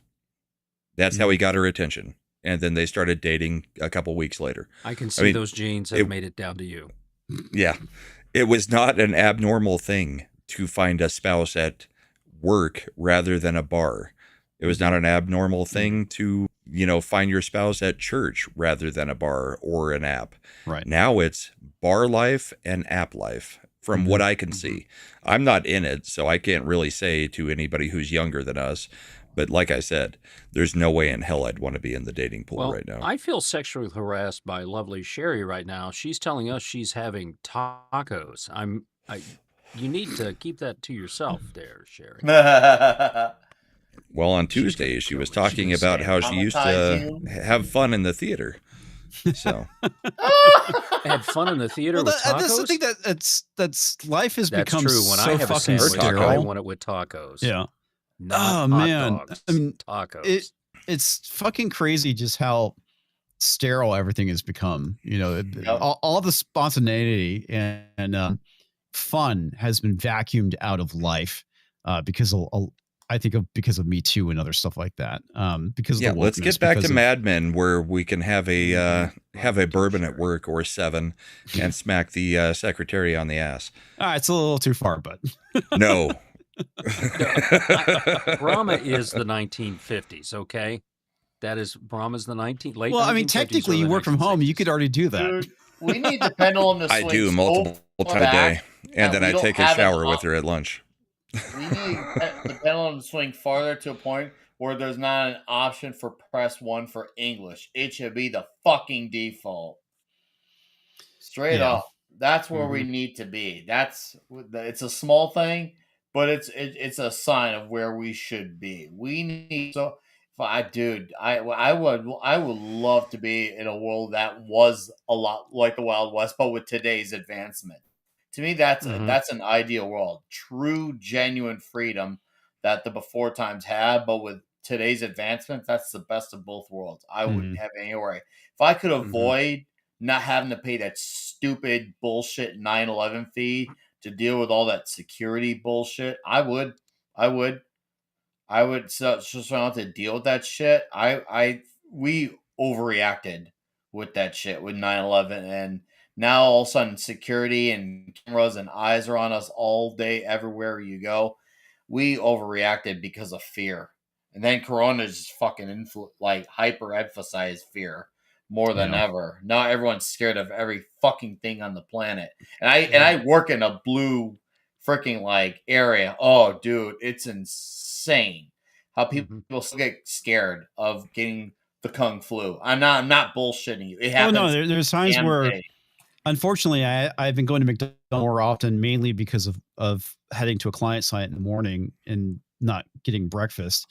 And yeah, I see people wear masks there all the time. Not all of them. It's just like two of them. Every trip to Costco, there's people in masks. I just don't fucking get it. Whatever. You know what? If they're sick, that's fine. You know? Sure. Yeah. If you're sick. I still don't believe it does much, but sure. Well, here's the thing. The surgical masks that are there, it's the problem. There's a guy that came at the beginning of all the COVID stuff, says, look, before you touch your face, wash your hands. That's the whole thing. All right. And wash them and do all that stuff. If the mask is on, if you're truly sick and sneezing, you don't know when stuff's going to come out or all of that, it serves two purposes. One, it keeps anything coming out of your mouth going out on somebody else, because you sneeze on something and then that's all that happens. Second thing is, if you touch something else and you're compromised, it keeps you from touching your face. Yeah. That's why I get that. I don't have a problem with that. It's like, it's so perpetually all the time. It's the same two people I see. So yeah, and he may be immunocompromised. I mean, that's when we walk up and say, "Hey, possibly." I mean, I don't fucking say anything or anything like that. I just personally think it's kind of goofy. Was the funny part. Unless it makes sense, like you said, if that person's immunocompromised. Yeah, just go up, ask him, do you have AIDS or monkeypox or something like that? No, it probably does. I want to get. There's some comments from Pinochet I want to get to. Kids Helicopter Tours for $1 says the writer Jennifer Svedberg Yen. I hope you can interview her. She was hired during COVID to be a voice actress. She ended up writing a crushing and beautiful story. That is talent. Yeah. Expedition 33 writer, since that's what our topic is right now. Gotcha. Okay. Peter Helicopter Tours for $1 says, "Oh my God, Comix! How dare you recognize Leah Brackett? Empire exists because of her." Not recognize Leah Brackett. Oh, there's also what's her name? Lucas's wife that helped with the editing. Margaret. I don't remember her name. Never mind. I can't remember. Pinochet's Helicopter Tours for $1. At a high-end retirement complex, there is an older single woman who I am probably going to be spending more time with. Good for you. There is a strict SH policy. She now flirts and gets caught inappropriately. Inopportunely. Oh, inopportunely. Sorry. Pope Metallicus the First for $5. The thing is, women like that. If you're in charge, hell, if you're in a relationship, they spend half their days getting you to pull their hair. Okay. Most of them are not growing up the same way they did before. Looks like Expedition 33 won out this time. Rolling. Chat wins again. I voted for Expedition. Yeah. As Roland likes to point out, the chat wins again. Good. As they should. Yes. The market speaks and you respond accordingly. Yes. No, she's a vegan. But I would definitely turn the option on for just auto pressing the buttons on the offensive side. Yeah, I'll probably end up doing that. It's much more fun. I mean, it's less mind numbing. I mean, because like I said, the defense is the actual hard part. Charlie Cox was in Expedition 33. Who? Charlie Cox. Yeah, he's he's the first act main character. He's Gustav. Okay, that's cool. The Good character is him. technically even modeled after him. There's a ton of voice actors in this that are major stars. Oh, good for I remember Charlie. hearing something about that. I think I'll look it up on IMDb. Are we all in accord that women should be barefoot pregnant in the kitchen? Yes. Is that what we ended up on? That's what we all Or agree. if they're in the office, you should be allowed to smack their ass every now and then. Okay. All right, go. I think that's where we ended up. Unless you're I still don't understand how we let Hollywood come up with this whole idea of Me Too, because it really was a Hollywood idea. It was all against Weinstein. It was a whole bunch of actresses coming out. It was J.J. Abrams' wife. Well, she did. Money. She was a part of Time's Up. So a lot of that stuff. The reason why it happened is because they wanted the power, and the way that they could get the power is by going and Me Tooing people. I get that, but the fact that Hollywood has that much influence that, well, that's what's really sick about it is that. Yeah, that's what's really sick about it is that Hollywood had so much influence that because of one man, essentially, in Hollywood, we all are dealing with this backlash and BS that everybody is worried about. It's not just that, though. It's part of the movement, and he was basically the prime target, I guess you could say. But remember, the one thing that happened too that not a lot of people talk about is that one of his accusers, Asia Argento, slept with an underage boy. And Anthony Bourdain probably killed himself as a result of that. Yep. Right. So that's the one thing that nobody talks about. They always talk about Harvey Weinstein sleeping with starlets, but they don't talk about Asia Argento sleeping with an underage boy. And she fucking disappeared real quick after that, by the way.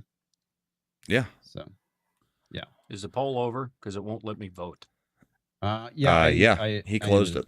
I closed it. Well, damn. It was overwhelmingly Expedition 33. So it's midnight. Yes. And we're going to call it's 11 o'clock. Yes.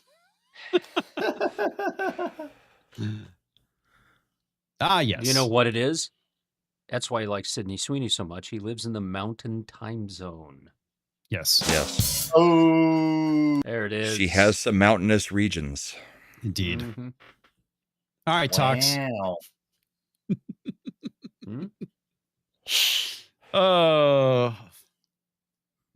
you gonna port it over?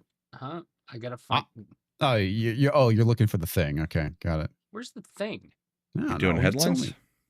Yeah, Tox actually got a headline. I got headlines. I've been trying to do more of this. He searches through the cracks, be it a cushion or an ass. It's toxic. He said 3 hours ago that he was going to have headlines. So. There we go. Yeah. Penis. Gagging you with entertainment. Oh, I'm not a misogynist. That's the wrong one. Just but that was such a good meme intro back in the day. It was. Headlines closed. I found it. Headlines open. All right. Chicago Cardinal Provost picks name as Pope Brewski. America finally has a cardinal named Pope, and he is from the city of Chicago. Upon taking the robes, the Pope is going after an aggressive agenda to make his first 100 days memorable. First, I am declaring all holy water be replaced by Pabst Blue Ribbon beer.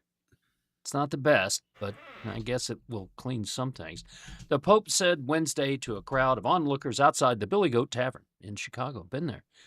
I'm also declaring Coach Ditka's 1985 Bears as 2 miracles so he can be canonized, so we can have St. Ditka.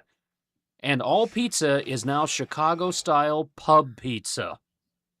The Pope was said to say, "Get that deep dish out of here," while anointing Nick Weiser the patron saint of pizza. I don't know if you guys saw before they actually elected the Pope, but there is a cardinal named Pizza Bella.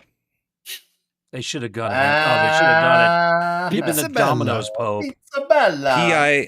Pizzaballa. Mm-hmm.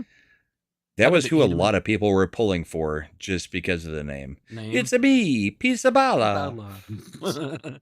Hey, they could have done a Mario thing. Yeah. Hey, Hey, all there's right, a Mario Pixel thing. Show news. Yeah, this will never not be funny. All right, that's funny. You're looking good. Got a nice little lick going on there. Sorry, comics, but our princess is in another castle. Yes. Oh, it's May 2025, not April. Somebody sucks. Trump disappointed he was not named Pope. Fresh off being memed into the presidency, Trump is now calling for a recount of the Dominion voting machines used at the Vatican. The lamestream media won't report on this, and it's huge, said the president while visiting the Dix Division Ranch in Bangs, Texas. The Don was there to break bread at Texas Star Donuts, real place in Bangs, with newly appointed ambassador to the We Folk Comics Division. I had 100% of the Latin vote. How did I not win this when the smoke cleared? We don't know, Don. We don't know. Also, Pinochet points out that, did you see Steve Bannon predict the Pope last week? No, I did not. Oh, wow. I didn't predict the exact Pope. I thought it would be the American one. But also, what happens now? Because we now have an American citizen that is ruling over a foreign nation. I realize Bomb we're in the Vatican. headlines. Is that how that goes? I don't know how it goes now. We've never had an American Pope, but he's an American citizen who is now in control of another nation because the Vatican is a nation state. Well, I think this is the Kinda first crazy. sign of the apocalypse, actually. Isn't this the first seal being unopened is American being named Pope? Likely. Yeah, probably. Although I don't know that there's any seals in the Bible that say anything about a pope. I'll get in trouble with Odin, know. but whatever. Hey, I did the like first that American Odin Pope- immediately said when the Chicago Pope got announced, Odin just said on Twitter, "God help us all." Yes. Mhm. Oh, you know, Yeah. you're not exactly allowed to criticize the Pope, so God help For me all. Catholic. That was So- as close as Odin can get. yeah. He will be the best pope in the history of popes. Hugest Hugest. pope. The It's biggest pope. it was either God help us all or God save us or God save the It's on the church, Pope. something like that. I'm going to tariff Bomb him. your religion. Every time you speak, you say the word of God. Your sacraments, I'll tax them. We all know that the first American pope should have been Father Guido Sarducci. Yes. End of story. Hands All down. right. EK plays game he enjoys, not sure what to do next, saying this is the first game that hasn't sucked in a long time. So, yeah. I you- enjoyed what do you- playing Space Marine 2. That was a fun game. You like that one? Yeah. So, what It's are you fun. playing That's- tomorrow night? Expedition 33. Oh, poor Roland. That's what the chat voted for. That's true. And That's also not a true statement there. what? This is the first game that hasn't sucked in a long time. There's those games that are interactive with your fleshlight. I'm pretty sure you've got one Oh, and have wow. played them. There we go. That's a good one. God, I had no idea that was even a thing. That's crazy. Fleshlights? you had an you knew idea. those were. No, actually, I didn't. Well, I mean, I know what a fleshlight is, but That you can play games with them? that's It's weird. interactive. I guess. Next week on Comics Division, It's the Expedition Wii 33 or Fleshlight. Fleshlight. No, we'll keep it PG-13. All right. Oh, God. Yeah. We don't need a recurring So situation. you're not going to get there? Is that was not happening? Whoopi Goldberg announces transitioning at Met Gala. I am supporting whoa. my girl or dude, whatever, Michelle, screamed an obviously drunk Whoopi Goldberg at the 2025 Met Gala. I'm going to transition myself back into a funny comedian. No one believes Goldberg can do this, but there's no one that believes Obama is going to go back to what she was before. It's all confusing. I don't know what's going on. I don't think anybody I does. still find it hilarious that her real name is Karen. Yes. What? Oh, Whoopi Whoopi Goldberg. Whoopi is Goldberg's Karen. real name name is is Karen. Karen. Yeah, that's It's right. so freaking fitting. It's hilarious. Yep. And finally tonight, Judge Bossberg of D.C. has blocked the Cardinals' decision on Pope, demands smoke be turned black again. So this was the guy that keeps blocking all of Trump's pardon, all of his stuff. Yeah. Lower district judge says Chicago man cannot become Pope. Mm-hmm. Turn that plane around, Mr. President. Yep, whatever. Who the fuck are you? Why should I care? Go back He's to the your little Pope. court, little man. Fuck off. Fuck Guy off. just looks like a dick. All right. You need to pass the you don't look like a dick test to be a judge. Well, I think it's like, you kids are having fun. Stop having fun or I'll send you to prison. That's kind of how he looks. That kind of guy. I mean, yeah. Just earlier in the headlines, you had Comix with a mushroom head that looked more like a dick, but I can see it. Mm-hmm. I said. Further back. There it is. Yeah. Yeah, mushroom head Comix. I saw this and it just made me laugh. And I put because you look so happy. I can never be happy, Tox. I'm dead on the inside. I know. He may be a pagan, but he's...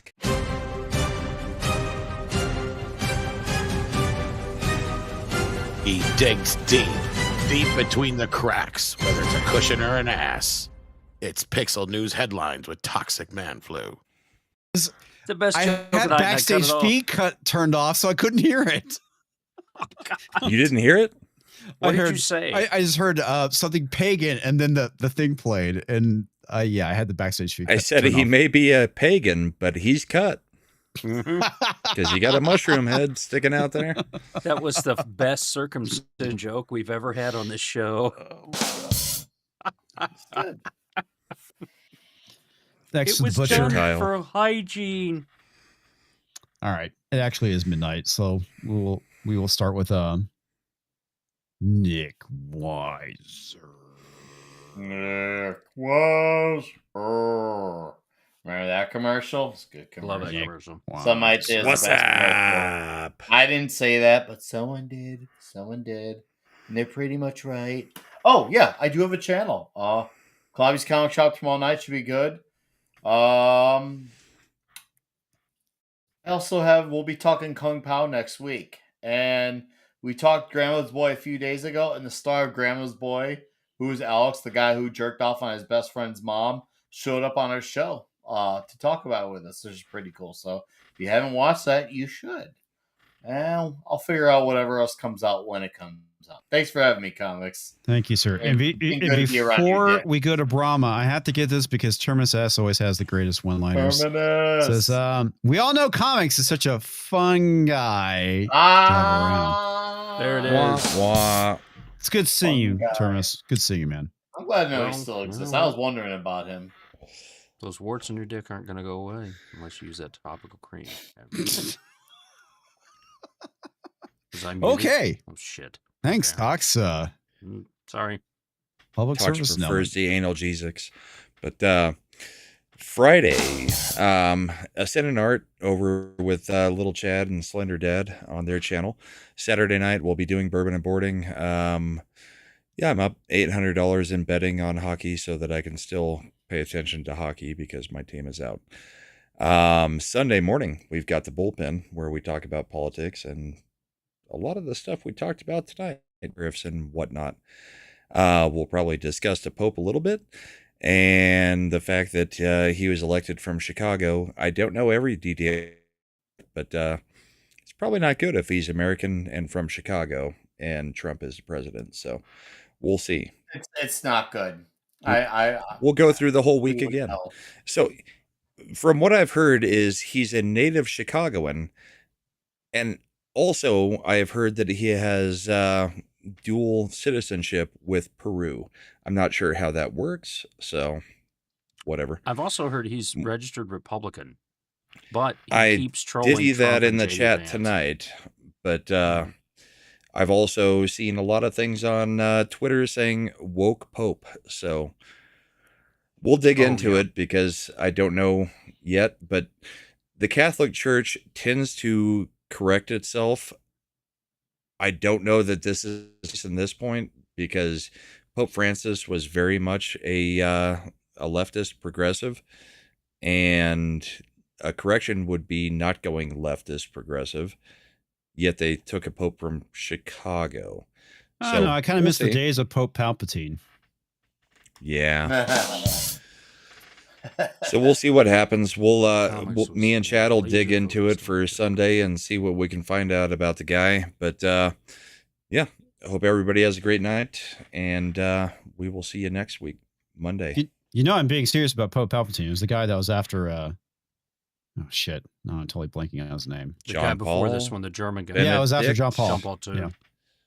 Yeah, it was Benedict. Thank you. It's Pope Benedict. That was Pope Palpatine. Yeah, Pope Emeritus. Yeah, Emeritus. Whatever. He's not dead, or is he dead? No, he's not dead. He retired. He's still alive. He retired rather than dying in office like every other pope in history. Yeah, I think he had Alzheimer's or something like that. Hold on, there's a pope named Emeritus? No. His title is Pope Emeritus because he is retired rather than dead. I thought you were talking about the singer of Ghosts. I was like, hold on, why is Brahma Bull talking about the singer of Ghosts? Wasn't that a movie with Karen Goldberg? Yes. No, the singer that playing Ghosts is Goldberg's also not a real last name. Oh, hell no. Oh, Benedict passed away 3 years ago. Okay. Did he? I thought he died. Yeah. I didn't know he died. I thought he was still around. What term is that? I thought he was still creeping around. Well, technically, he's the Pope. Okay. So he died and went to hell. I mean, went to heaven. No, it's probably 2022. I had no idea. Mm-hmm. Well, I talked. That's what happens when you die when you're not the Pope, but still the Pope. Mm-hmm.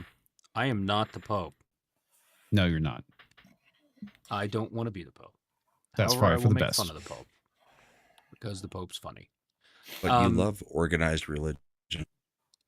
Yes, it is 100% in my bloodline. Yeah. There were some fierce memes tonight. A few of them out there. I will get to them when Deeple's back on. On Monday, I've got those start out. But I am going to show this one because it's true. If I can find out where it is and click the right buttons, I can't because I suck at this. I still suck. No, Thursday Night Virus. Yeah, I just saw that. Thursday Night Virus. There I am. So that's pretty good. I'll have to think about this for an intro, so throwing that somewhere. But that was good. I like that one. Disco Stew. We have Disco Talks. Dixo. There we go. I'd spell it with an X. I'm tired. Need to go to bed. Friday Night Tights. Watch that with Comics Division. He's actually speaking up now that he's got a mic system and everything where he can be heard, which is great. Yeah. So I need you to start rewired down everything. Ryan. Just smack Ryan down. Just call him a racist child. Tell him get off your lawn. All that kind of stuff. And, call out the forehead. Yeah. Say he has go head to head with Az. I want to see you go head to head with Az on Az Expedition 33. Permanent? I have no idea. We don't know. He said yes. From what I saw on Twitter, he said he's done with his break, but I don't know. If he's back, then who? So your panel by default has 10 people then, assuming Odin doesn't do it anymore, unless Odin's no longer doing it. No idea, man. I'll be honest with you. I don't know anything about this. Holy shit! I saw Az make the comment, and I know that he's back this week, but last week. Well, he's back last week, and I think he's on this week as well. Oh, that's starting to feel like he's back. So I don't know. People keep asking me if I'm back. Yeah, I think I'm back. Mm-hmm. Well, you are John Wick. No, I think it is probably Jeremy that. I mean, he's been gone quite a bit. Yeah, he was on last week though. Yeah. He was on last week, but he's been taking a lot of breaks. I don't know. I'm not in your group, so. It's all the drama. I mean, which Comics loves? I mean, if I can be a guest at any time and not say anything, like most of the guests. But yeah, the guest pool has been kind of thin lately. I don't know.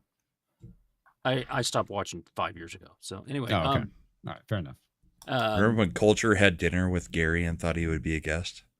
That was sir, awesome. in San Antonio. Yeah, he actually asked. He asked Gary, "Hey, can I be a guest?" And Gary's like, "Yeah, sure, why not?" In 2030. You're buying dinner, though.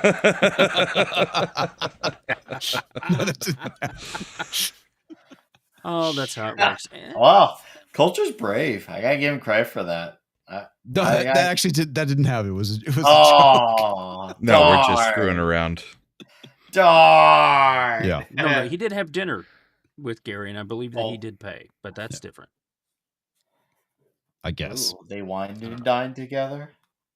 So, anyway, folks, yeah, Or it was a cardboard cutout. I don't know. maybe. That's exactly what happened. Culture had dinner with a cardboard cutout of myself I and once Gary. took a nap as opposed to having pizza with Gary. I did, though, eventually. Yeah, you did. Anyway, folks, thank you for hanging out with us tonight. It was fun as always. Sorry, Roland. Enjoy your Expedition 33 Friday. We'll still call it Failguard, though, because I still feel good. I need you to yeah. give me the I know. clips so I can make that intro. I do. Anyway, that's it. Thank you, everyone. Have a good evening. Have a great weekend, and we will catch you back here on Monday.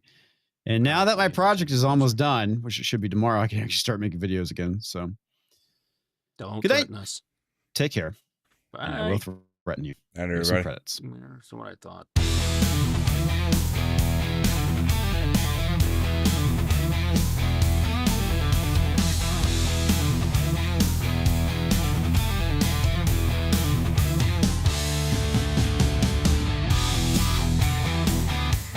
Talk to you guys after the credits. I'm gonna go take a massive piss. All right. We'll do that while you're on stage. I realized that. I thought you were. You're right back, guys. I gotta go take a shit. Leave the shit. Oh no. I was so ready. Right when he said take a massive, I'm like, oh, crap, he's Oh, the mics are on. Damn it. Oh no. That picture of the judge. Kim was on the whole time. I didn't know. Gary heard it all. Oh, sorry. What were we doing? Release the McCracken. Put Roland's face on that judge.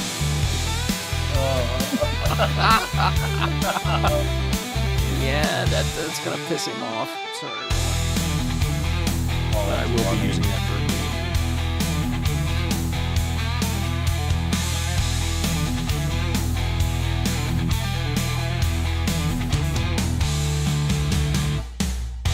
Remember, Brahma, if you shake it more than 3 times, you're playing with it. Maybe he wants to play with it. That could be. Maybe that's his goal. That's his life's work, his intention. Go in the bathroom and play with it.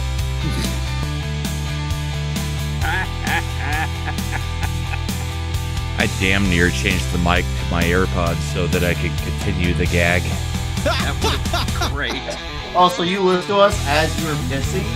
Oh yeah, I can hear everything you Oh, said. that's amazing. Like, you got the, that's how quite a visual. You're king and you're still listening to us. Yeah, I often doesn't just make check me out while you guys are talking and walk around the house instead of being on screen. Especially anytime Culture is talking, it's just like, all right, I'm going to take a lap around the house, make sure everything's good. Dogs are out. Dogs come back in. Still hear everything, but don't need to be here. Fair It's like taking your 15-minute smoke break at work. Although I smoke constantly during this job.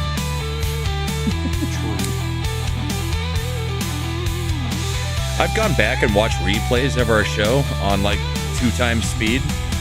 And it's like every 2.5 seconds my mouth reaches, or my hand reaches towards my mouth with a cigarette. Like That's the funny. whole show. That is hilarious. All right, folks. Good night. We will catch you next time.